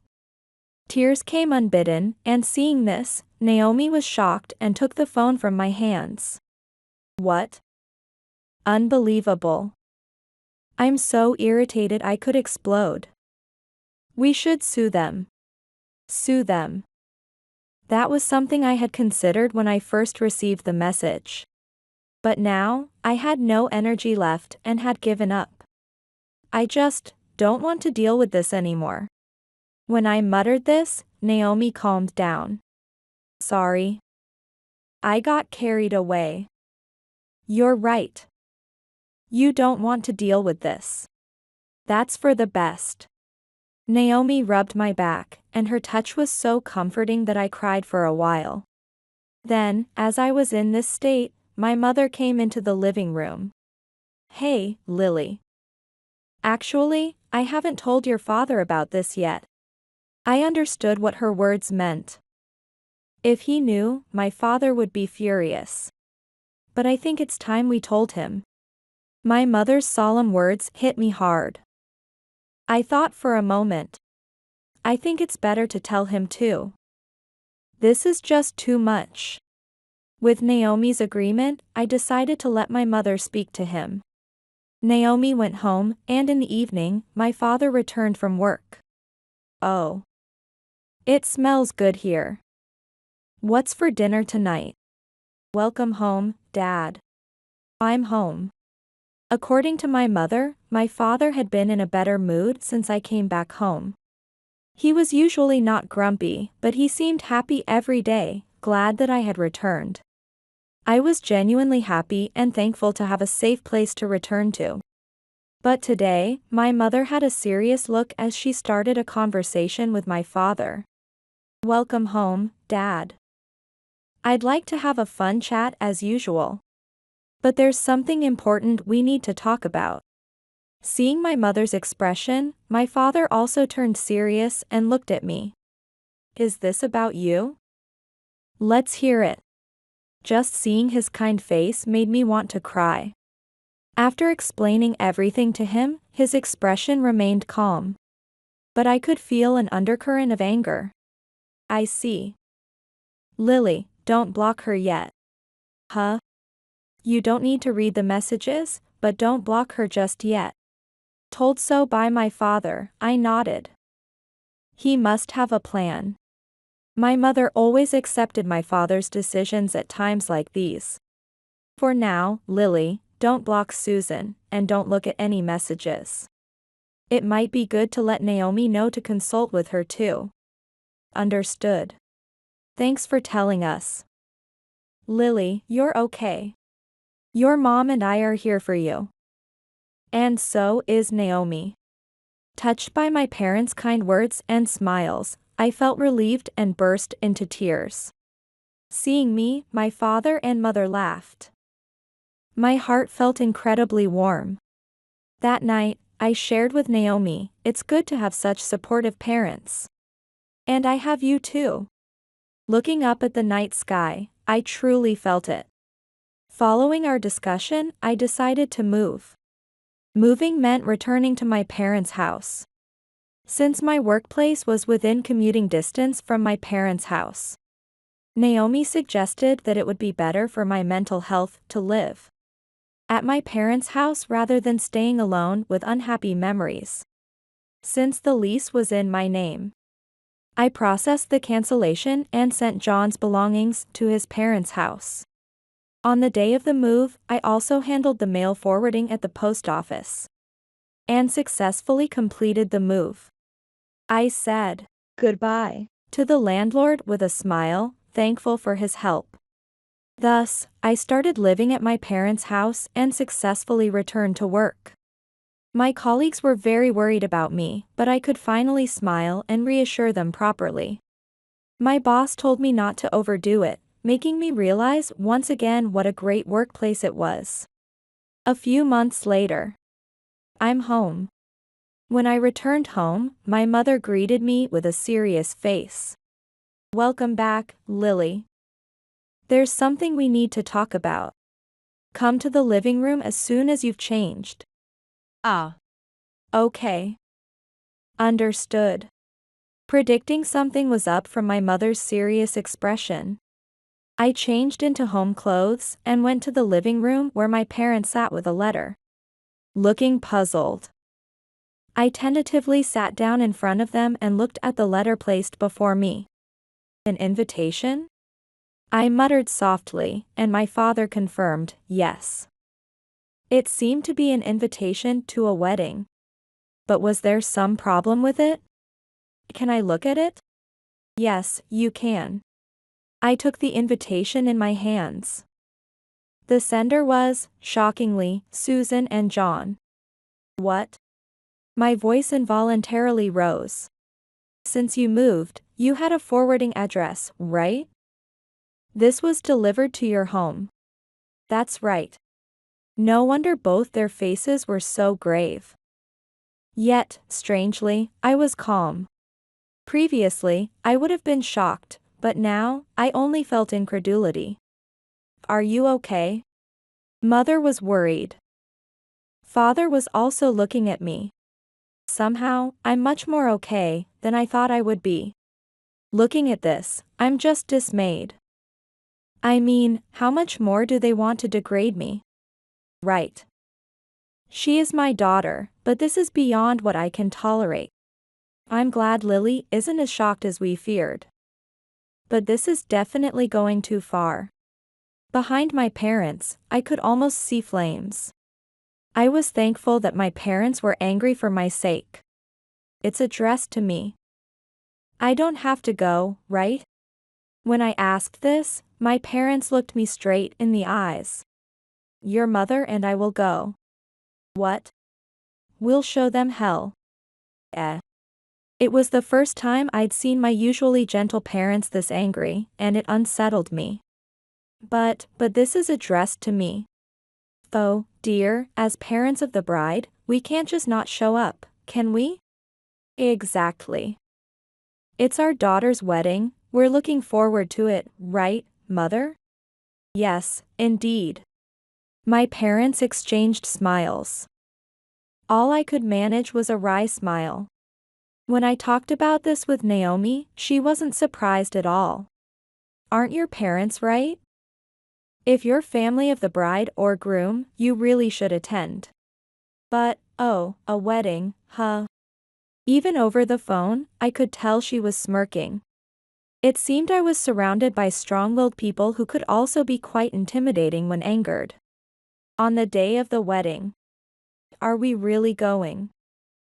Are you sure? Watching my parents prepare to attend the wedding, I asked them anxiously. What? What are you worried about? There's nothing to worry about. The smile on my mother's face was not reaching her eyes, which made me anxious. Father showed a similar response, preparing steadily despite my concerns.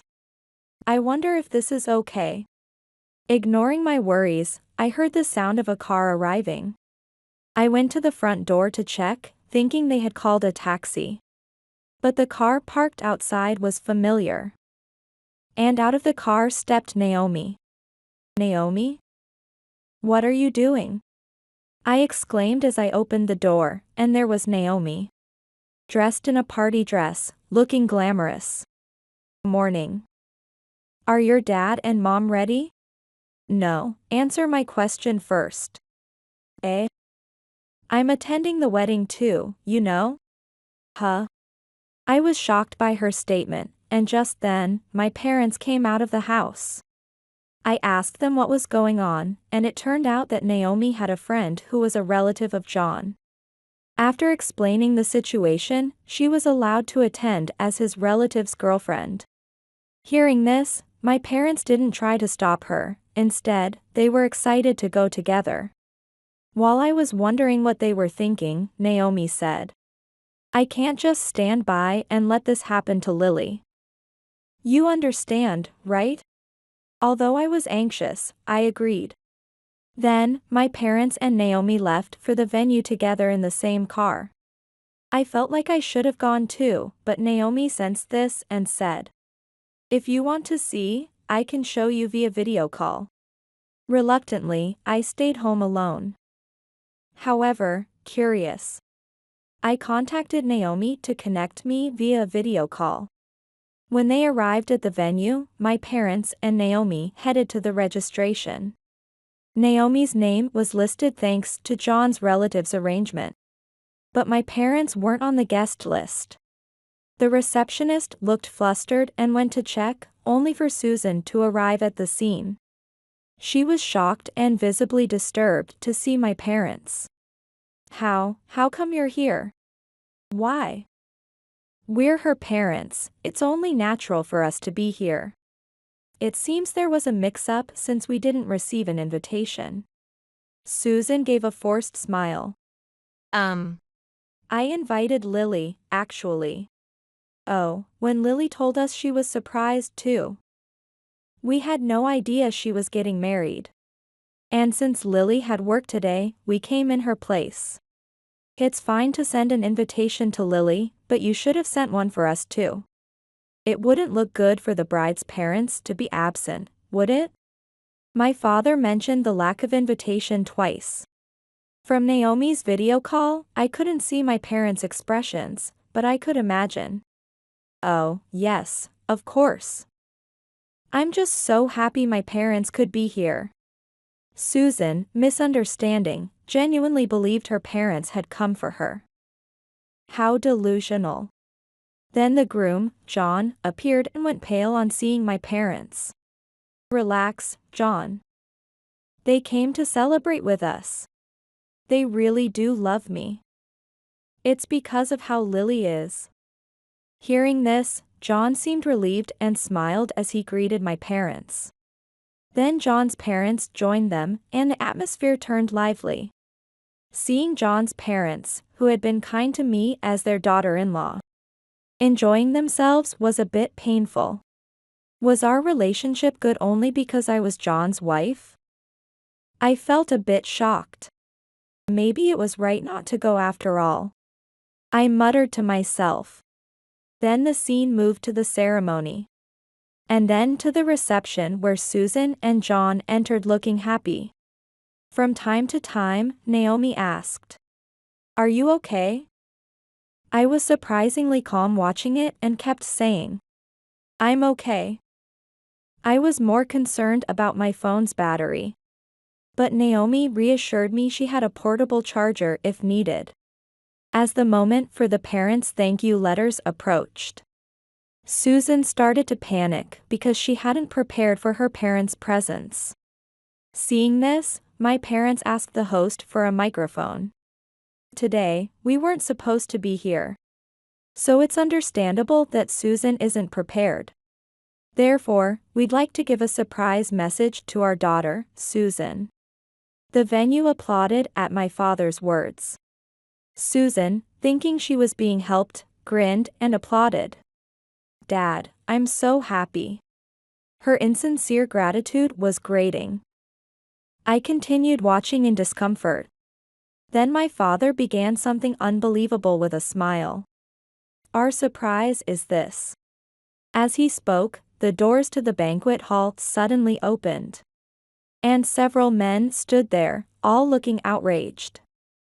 I watched, puzzled. However, Susan turned pale seeing them. Our Susan is so charming that many men have taken a liking to her. The kind Susan has apparently responded to all their feelings. Truly, she is our pride and joy. And these gentlemen wanted to give a surprise today. So we brought them here. Wait. Dad. How did you? Susan. I had no idea you were so considerate. Now, graciously accept your surprise. Following my father's lead, the men stormed the stage, openly expressing their anger. Susan tried to escape, but one grabbed her arm. There were other men besides me? What is this marriage supposed to mean? How much do you think I've given you? Give back the money I lent you. Shouts filled the air. Susan turned pale and was nearly in tears.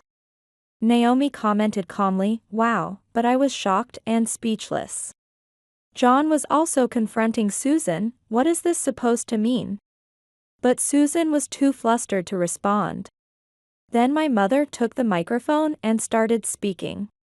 Actually, there's another surprise.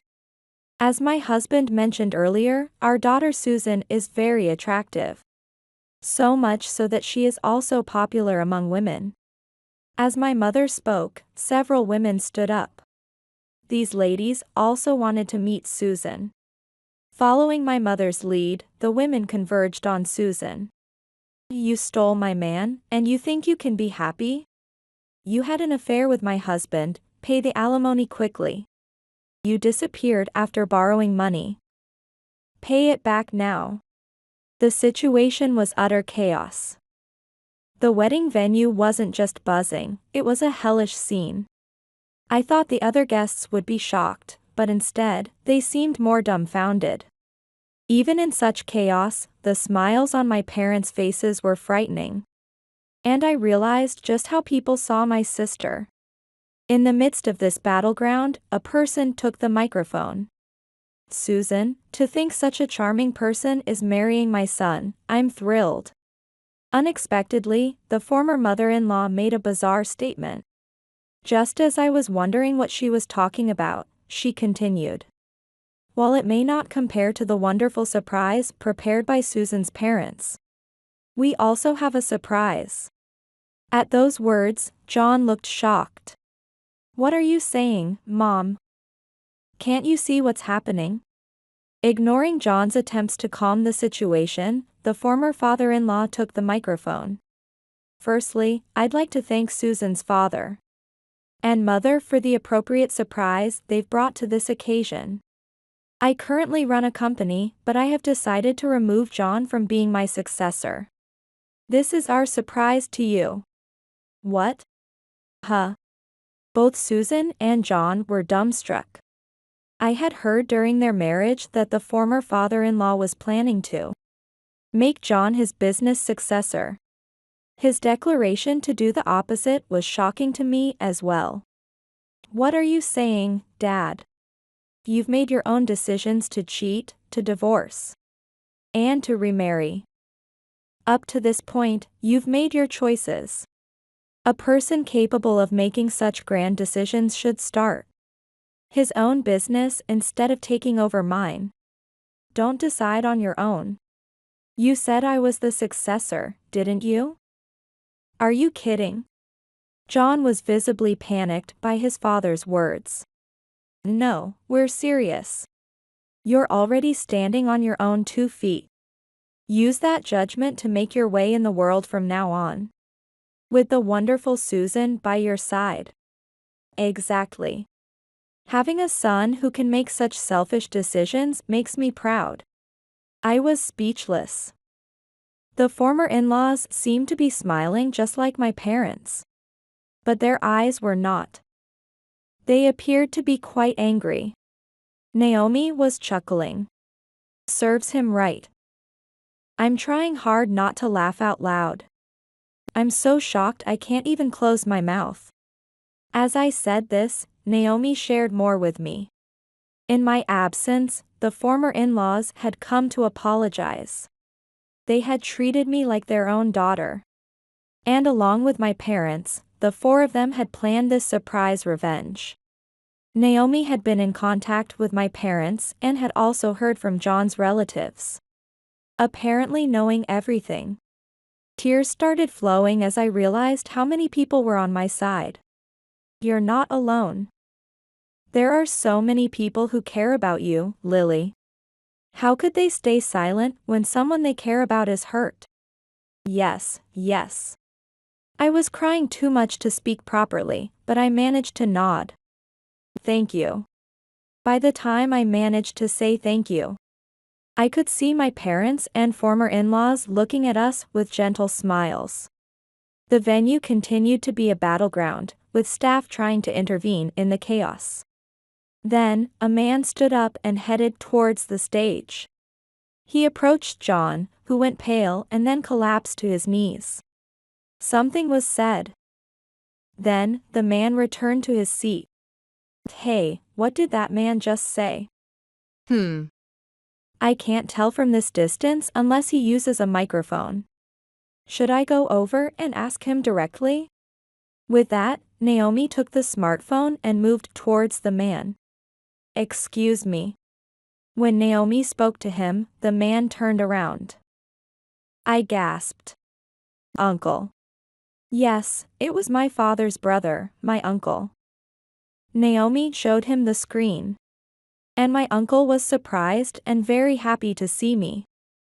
Is that you, Lily? How are you? I heard about today from your dad. It must have been tough. Thank you for your concern. But I'm okay. By the way, what did you just say to John? Oh, just now.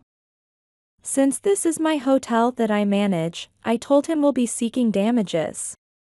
The reception is a mess because of the bride and groom. Hearing my uncle's explanation, both Naomi and I understood. That's why John had gone pale. After chatting a bit more with my uncle, I felt reinvigorated. We tried to get a view of Susan, but there were too many people around her to see clearly. By now, the wedding had ceased to be a celebratory event. Looking around, I saw many attendees heading home, including some of John's colleagues I recognized. But those colleagues were also leaving the venue with puzzled expressions. Well, that figures, I thought as I felt a sense of closure. The wedding ended in complete disarray, with Susan and John looking exhausted and pale by the end. And now, the bride and groom may exit. When the master of ceremonies spoke, most of the attendees had already left. And only my parents, former in-laws, Naomi, and a few of John's relatives were there to clap.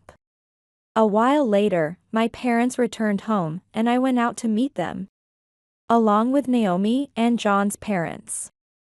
I was a bit surprised but bowed my head to the former in-laws. I apologize for not having been in touch. Thank you so much for your kindness during the marriage.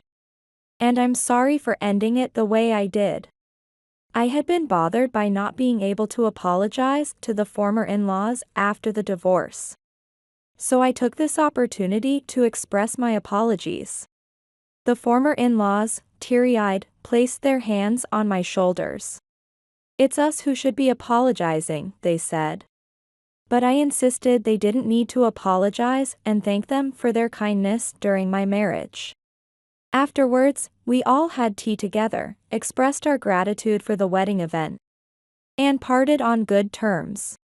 I felt like I could finally close this chapter of my life, feeling refreshed.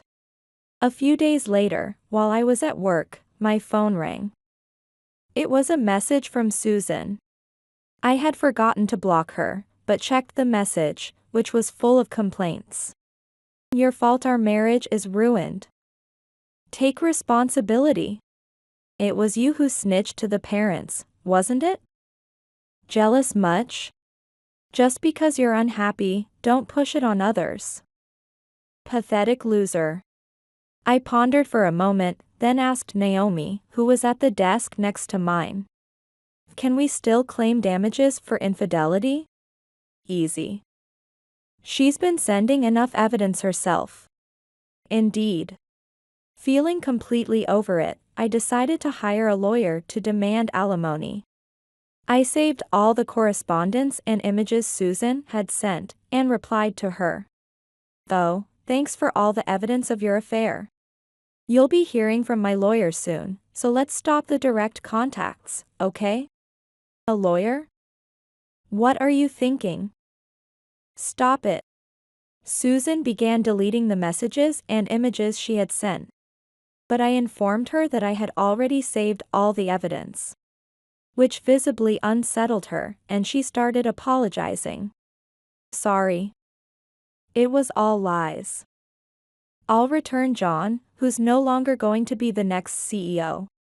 And I won't say terrible things anymore. Please, let's forget the alimony. I'm already drowning in debt. I'm not involved anymore.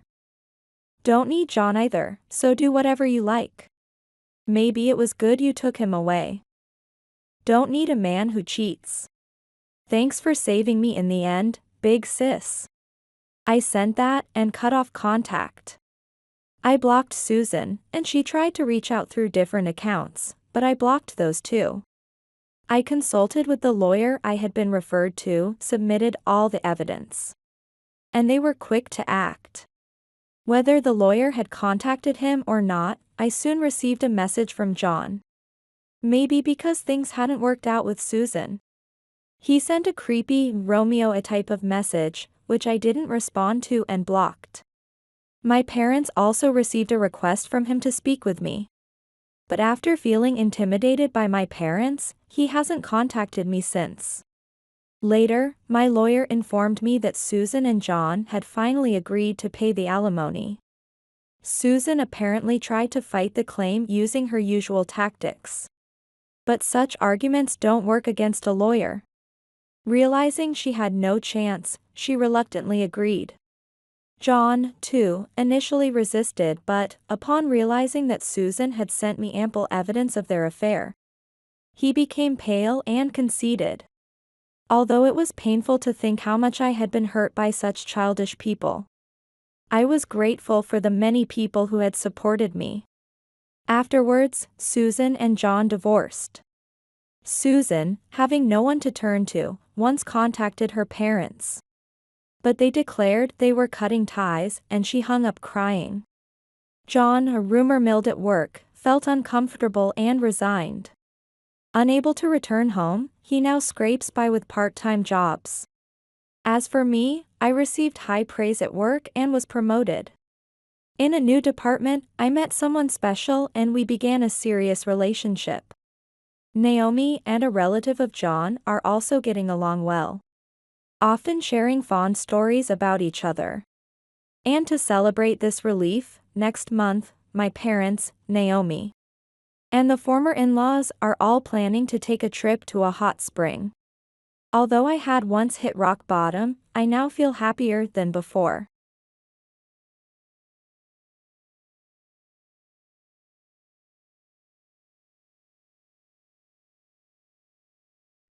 Hey, what do you think about your mom? What about her? She's slow and can't even do household chores. Since she's your mom, I should stop you from talking like that about her. But you're actually right, so I can't say anything. I let out a huge sigh. Would you be happy if you got a new mom? Huh? Yeah, of course. Huh? A new mom? What does that mean? Various possibilities race through my mind. Cheating, divorce, all unpleasant thoughts come to mind. But as much as he is, I doubt he has stooped so low as to cheat on me. But in the next moment, my suspicions turned into reality. Right now, I'm actually seeing someone. My husband flashed a sleazy smile. Seriously? Congrats. Anger reaching its boiling point, I declared, I quit being a mom and a wife. Today is also the end for me as the breadwinner of this house. The two of them were stunned, but it didn't matter. I felt utter despair and vowed to take revenge. My name is Susan. I'm just a housewife and I'm 35. I was a career woman working hard, but I started doing household chores after I got married to my husband Eric. Meeting my husband wasn't just a typical romance.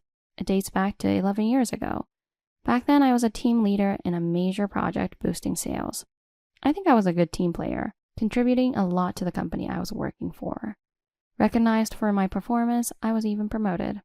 I believe I was respected by my colleagues and bosses. I had decided to live dedicated to my work, so naturally I had little interest in marriage. My family and friends would occasionally drop hints about marriage, saying, Have you found someone nice? Or, maybe it's time for you to think about marriage. But I consistently responded, I'm not really thinking about marriage right now. Then the word marriage suddenly became a reality. One day after finishing work, Mr. Hanson, my department head, approached me as I was about to leave. Susan, do you have some time after this? I have something I'd like to discuss. Mr. Hanson was a reliable worker who had climbed up to a managerial position at the age of 40. When I joined the company as a new graduate, he kindly taught me the ropes. Of course, I couldn't refuse an invitation from such a person like him. Yes, I'm free after this. That's great. Shall we go to a nearby bar then? I quickly agreed and tidied up my desk before leaving the office with him. So, what's this talk about? Oh, I completely forgot. Guess I can't handle alcohol after all. Once we arrived at the bar, Mr. Hanson immediately downed a couple of beers, his face flushing red. I wondered what was going on since he wasn't usually a heavy drinker. I wanted to talk to you about your arranged marriage. Excuse me? I was puzzled, having firmly conveyed that I wasn't interested in marriage because of my dedication to work. I'm not really interested in getting married at the moment. Just hear me out. Actually, I have a nephew about your age. Oh. Mr. Hanson continued. His name is Eric. His wife actually left him a while ago. That's unfortunate. I know this might sound a bit strange, but his ex-wife and you look exactly alike. Mr. Hanson looked a bit embarrassed as he said that. I know it's rude for me to ask you to meet up with Eric just because you look just like his ex-wife, but he has a young child, so... I realized his point. If the child hardly remembers their mother's face, that child wouldn't question it much if Eric remarried a woman who looked just like her. A mother's presence is necessary for the child, and coincidentally, there I was, single, close in age, and resembling his ex-wife. Mr. Hanson wanted me there for Eric's child. Honestly, I was appalled. My feelings were completely disregarded, but perhaps that was why he asked me to have a chat with him privately like this. Nevertheless, since I hadn't met Eric yet, there was no way to respond to him. I understand the situation, but honestly, since I haven't met Eric, I can't really say anything about this. I understand. That's why I've asked to have a chat with you about this. Actually, I've casually mentioned this to Eric, so why don't you meet him just once? Honestly, I wasn't interested in getting married. But since Mr. Hanson, who was there for me as my boss, was in trouble, I wanted to help him as much as possible. After some thought, I agreed to meet Eric just once. A few days later, I finally met Eric. He had reserved a high-class restaurant, and not usually going to such places, I was a bit nervous as I headed to the restaurant. Good evening. A nice tall man came up to me and greeted me. And good evening. You're Eric, right? Yes, I apologize for the late introduction. Nice to meet you. I'm Eric Hansen. I've heard quite a bit about you from my uncle. Eric was a man with notably long legs. His suit was so well tailored, he could have been mistaken for a model, and he looked far more handsome in person than in his photos. Prompted by Eric, I moved to our table and we talked over dinner. Throughout the meal, we discussed various topics, but he never mentioned that I resembled his ex-wife. He was serious throughout the evening, but his straightforwardness was slightly appealing to me. That night ended with our parting, but we began dating frequently after that, and I naturally fell in love with him. Then one day he invited me back to the restaurant where we first met. After finishing our meal, we were drinking wine when I felt something cold and metallic touch my lips. Huh? Take a closer look. At the bottom of the glass was a ring sparkling with diamonds. Over the various conversations we've had, I've come to love you, Susan. Yes. As you might have heard from my uncle, honestly, you do resemble my ex-wife. Yes. I felt a bittersweet emotion, but decided to listen to him till the end. However, the reason I fell in love with you isn't because of that. I'm completely smitten with who you are inside. Eric's face was slightly red. It wasn't just because of the alcohol. If you would accept someone like me, would you marry me? Eric was always gentlemanly. During our dates, he would escort me, engage in serious conversation, and was generous with compliments. I had always focused on my work, but I realized I had other desires as a woman. Yes, I'd love to. And so we got married. As a condition of our marriage, I agreed to quit my job and become a full-time housewife. Though it was hard to give up my career, I felt committed to supporting Eric. After the marriage, Eric's daughter Tracy and I lived peacefully as a family of 3. Just hearing this, you might think it ended as a happy family, but life doesn't always turn out so simply. Now, 11 years into our marriage, I've started to feel that Eric's behavior has significantly worsened over the past few years. I understand he's tired from work, but he quickly becomes irritable over things he doesn't like. It's a change I wouldn't have imagined from the man I first met. But well, that's inevitable. While enduring his complaints, I continued my role as a housewife. Yet worse was to come. Influenced by Eric's behavior, even Tracy, now 12, began to hurl insults at me. When I warned Tracy for her language, Eric would interfere, saying, Don't be so angry. It's your fault for not being able to do the housework properly. Tracy, thinking she could shield herself with her father's support, mostly hurled insults at me when Eric was around. At first, I thought it was just an early rebellious phase, but this behavior was clearly not acceptable. Even when I asked her to clean up, she showed no intention of doing so, and instead would mess things up even more, saying, Mom, you clean it up.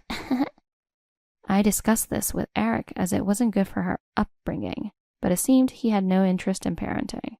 Instead, he blamed me, saying that it was my responsibility she turned out this way. Being a housewife must be nice. Not working and just doing household chores is such a good life. He would say almost every day. Even though it was Eric who had initially asked me to become a housewife, I couldn't accept his attitude. Even when I protested, Eric would say, Talk like that when you can manage all the household chores perfectly. After 10 years, you still can't even clean properly. You're so useless. Completely ignoring me and even adding insults. I was reaching my limit.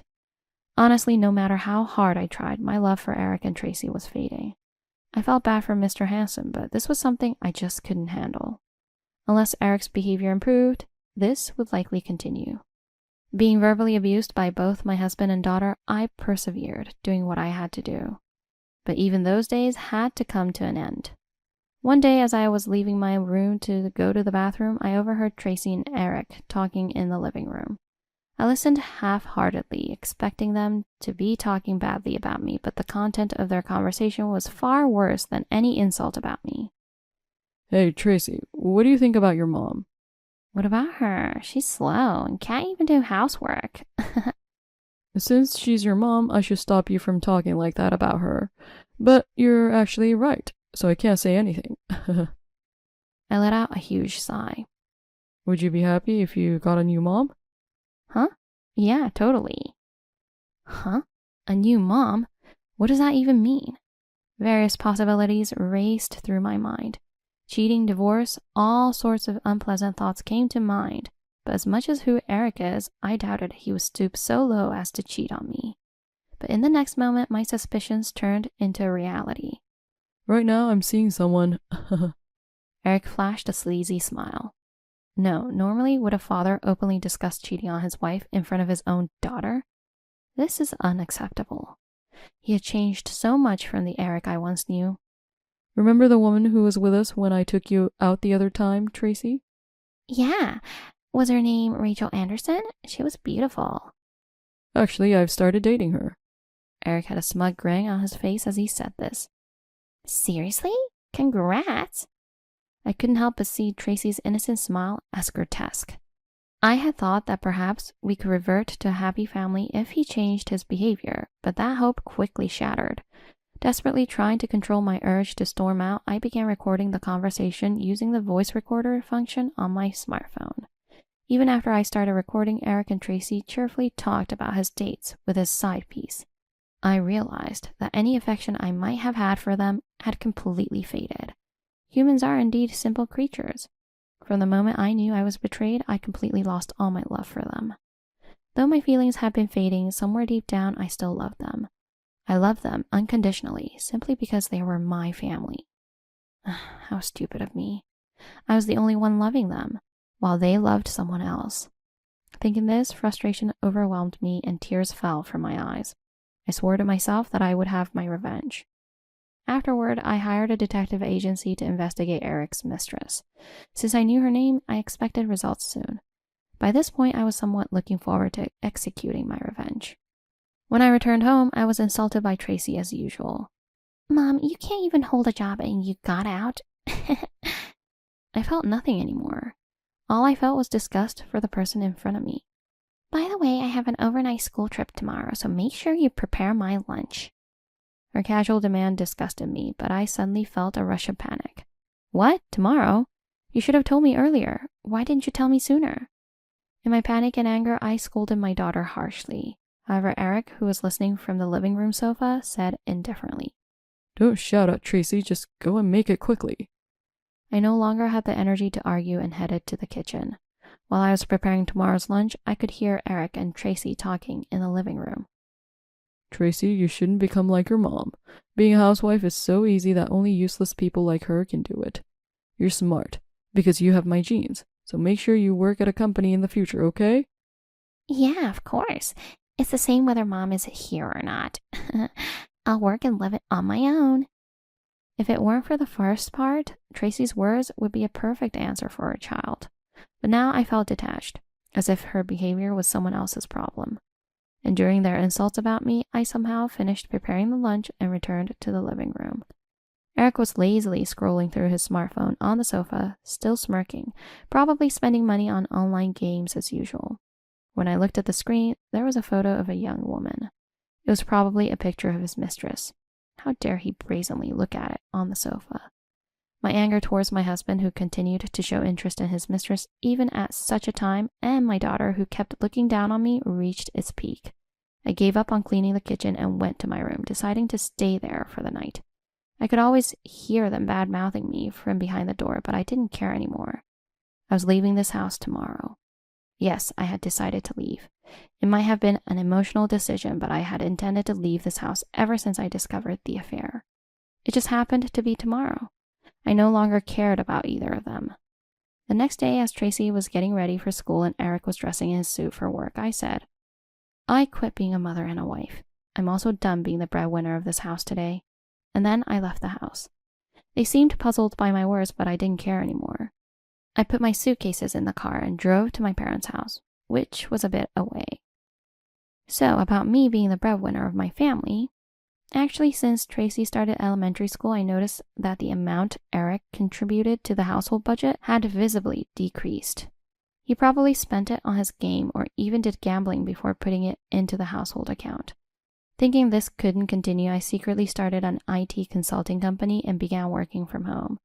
Thanks to my background as a career woman, my business was going well and sales were steadily increasing. Before I knew it, the money I was bringing in exceeded Eric's salary, and I had become the main financial supporter of the household. The day after I left, Eric began sending a barrage of emails to me, and my smartphone notifications quickly piled up. He probably realized that the household account was nearly empty. Just before leaving, I had withdrawn the amount I had earned from the joint account, so there was almost nothing left. I ignored everything as he had brought it upon himself, but eventually Eric, who looked really impatient, showed up at my parents' house. The doorbell rang, and when I checked the intercom, an exhausted-looking Eric was there. He kept ringing the bell, which was becoming a nuisance to the neighbors, so I reluctantly opened the door, and Eric immediately came to the doorstep. I'm really sorry. Please come back home. There's no one to clean around the house and it's a complete mess. Even now, Eric referred to me as if I were just a maid for cleaning. It seemed like belittling me had become a habit, and even his apology was demeaning. No need for an incompetent wife, right? I said dismissively and shut the door. Eric continued to ring the bell for a while, but after I kept ignoring him, he gave up and trudged away. A week later, Tracy called me, seemingly in a state of desperation. Mom, ever since you left, Dad hasn't been going to work, and he's coming home later and later. I can't do housework, so my clothes are dirty, and everyone in class mocks me. I snorted. I might have a bad personality, but this was their own doing. So? So? What do you mean, so? It's all your fault for abandoning everything and leaving, Mom. Come back. Tracy directed her anger at me, showing no signs of apologizing. You've always called me a useless mom, right? Since you're not useless like me, surely you can easily do the housework, right? Tracy seemed at a loss for words, but I felt nothing anymore. Do the housework yourself. I left her with those words and hung up the phone. After receiving calls for a while, I set Tracy's number to be blocked. I thought I could finally relax, but a few days later, Eric Hansen came to visit my parents' house again with Tracy. He appeared even more haggard than before. Eric pleaded with me to come back home, mostly because he was having financial troubles. You have a job, so you'll be fine, right? I said dismissively, and Eric shook his head sideways. I lent all my money to someone since she seemed to be in trouble. Someone? That's ridiculous. He should just admit it was his mistress he lent money to. I was surprised that he still had some guilt. The money from our joint account suddenly disappeared. You took it, didn't you? I know I was wrong too, so please return at least some of it. He said that and treated me like a thief. How selfish. I told him that I had been covering the majority of our household expenses with the revenue from my company. My company uses a virtual space to conduct meetings as if we're meeting in person, and it's become very popular. Oh, by the way, my income easily surpasses yours. That can't be. You're lying.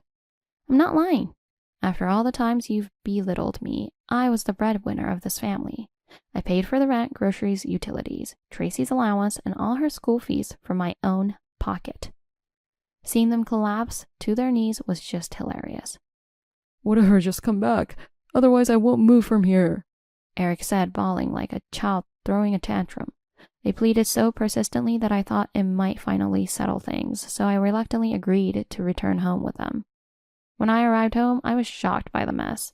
Clothes were piled up like mountains, and garbage bags had accumulated because they hadn't been thrown out. Eric seemed relieved that I had come home and began to act arrogantly again. You see, work like the housekeeper you are. I sighed at my incredibly foolish husband and responded, Why did you drag me back if you're going to act like this? I'm useless, right? So why don't you have your mistress do it? Eric was taken aback by feigned ignorance. Huh? My mistress? What are you talking about? I shoved the detective's report in his face and played the recordings from my phone. I have all the evidence. Weren't you openly talking about your dates with Tracy in the living room? Didn't you hear? Seeing the look of doom on Eric's face, he was at a loss for words. I'm going to divorce you. I hope you won't contact me again. Don't say that. You're perfect as a housekeeper here. This is where you shine. Stay here, okay? Eric was relentless in his nagging. Are you still not getting it? I earn much more than you could ever compare to your salary. Who would willingly stay in such a place? If this is going nowhere, we might as well go to court. Do you think you can win after all the times you took advantage of me and yelled at me? When I threatened him with a lawsuit, he had nothing more to say. And what about me? It's awful to abandon your own daughter.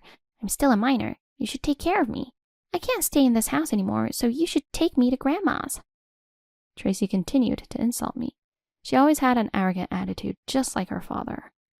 I firmly refused and told my daughter a harsh truth, that she and I had no blood relation. It's impossible. After all, Tracy and I are complete strangers. Huh? Wait, what? That means you're not my child. You wouldn't know since you were too young. What does that mean? You're not my mother? What's going on, Dad? Oh, well, your real mom ran away. But you see, Susan looks just like your real mom, so it was really helpful that you got used to her so quickly. What? You've been deceiving me this whole time? I don't understand. Tracy burst into tears. I tried to act as her mother, but in the end it came to this. I no longer felt any love. Since you've always mocked me, this is only natural. I dismissed Tracy's tearful pleas. Tracy began to attack Eric Hansen, shouting, "You've ruined my life! Fix this, you jerk!" By then, I had already left the house. Even after returning to my parents' home, I continued to receive calls from them for a while, but as I kept ignoring them, they eventually gave up. Later, I successfully sued Eric and his mistress for compensation and managed to get a divorce. As for Tracy, although she used to be assertive, she has become quite introverted and now spends her time quietly at the edge of the school. Given her personality, she doesn't seem to have many friends, and it appears no one is really looking out for her. Eric, on the other hand, has run out of money and has stopped going to work regularly, which has led to his demotion. I heard that the two of them have moved to a shabby apartment. I hope Tracy acknowledges her past mistakes and grows into a responsible adult. As for Eric, I now realize he was just a trivial man who was abandoned by his previous wife. And so the tumultuous chapter of my married life has come to an end. Now my work is going well, and my days are busier with a new project that seems to promise even more activity. However, this busyness is nothing compared to the pain of the past. I am fully committed to making this project a success. I will continue to move forward towards a bright future.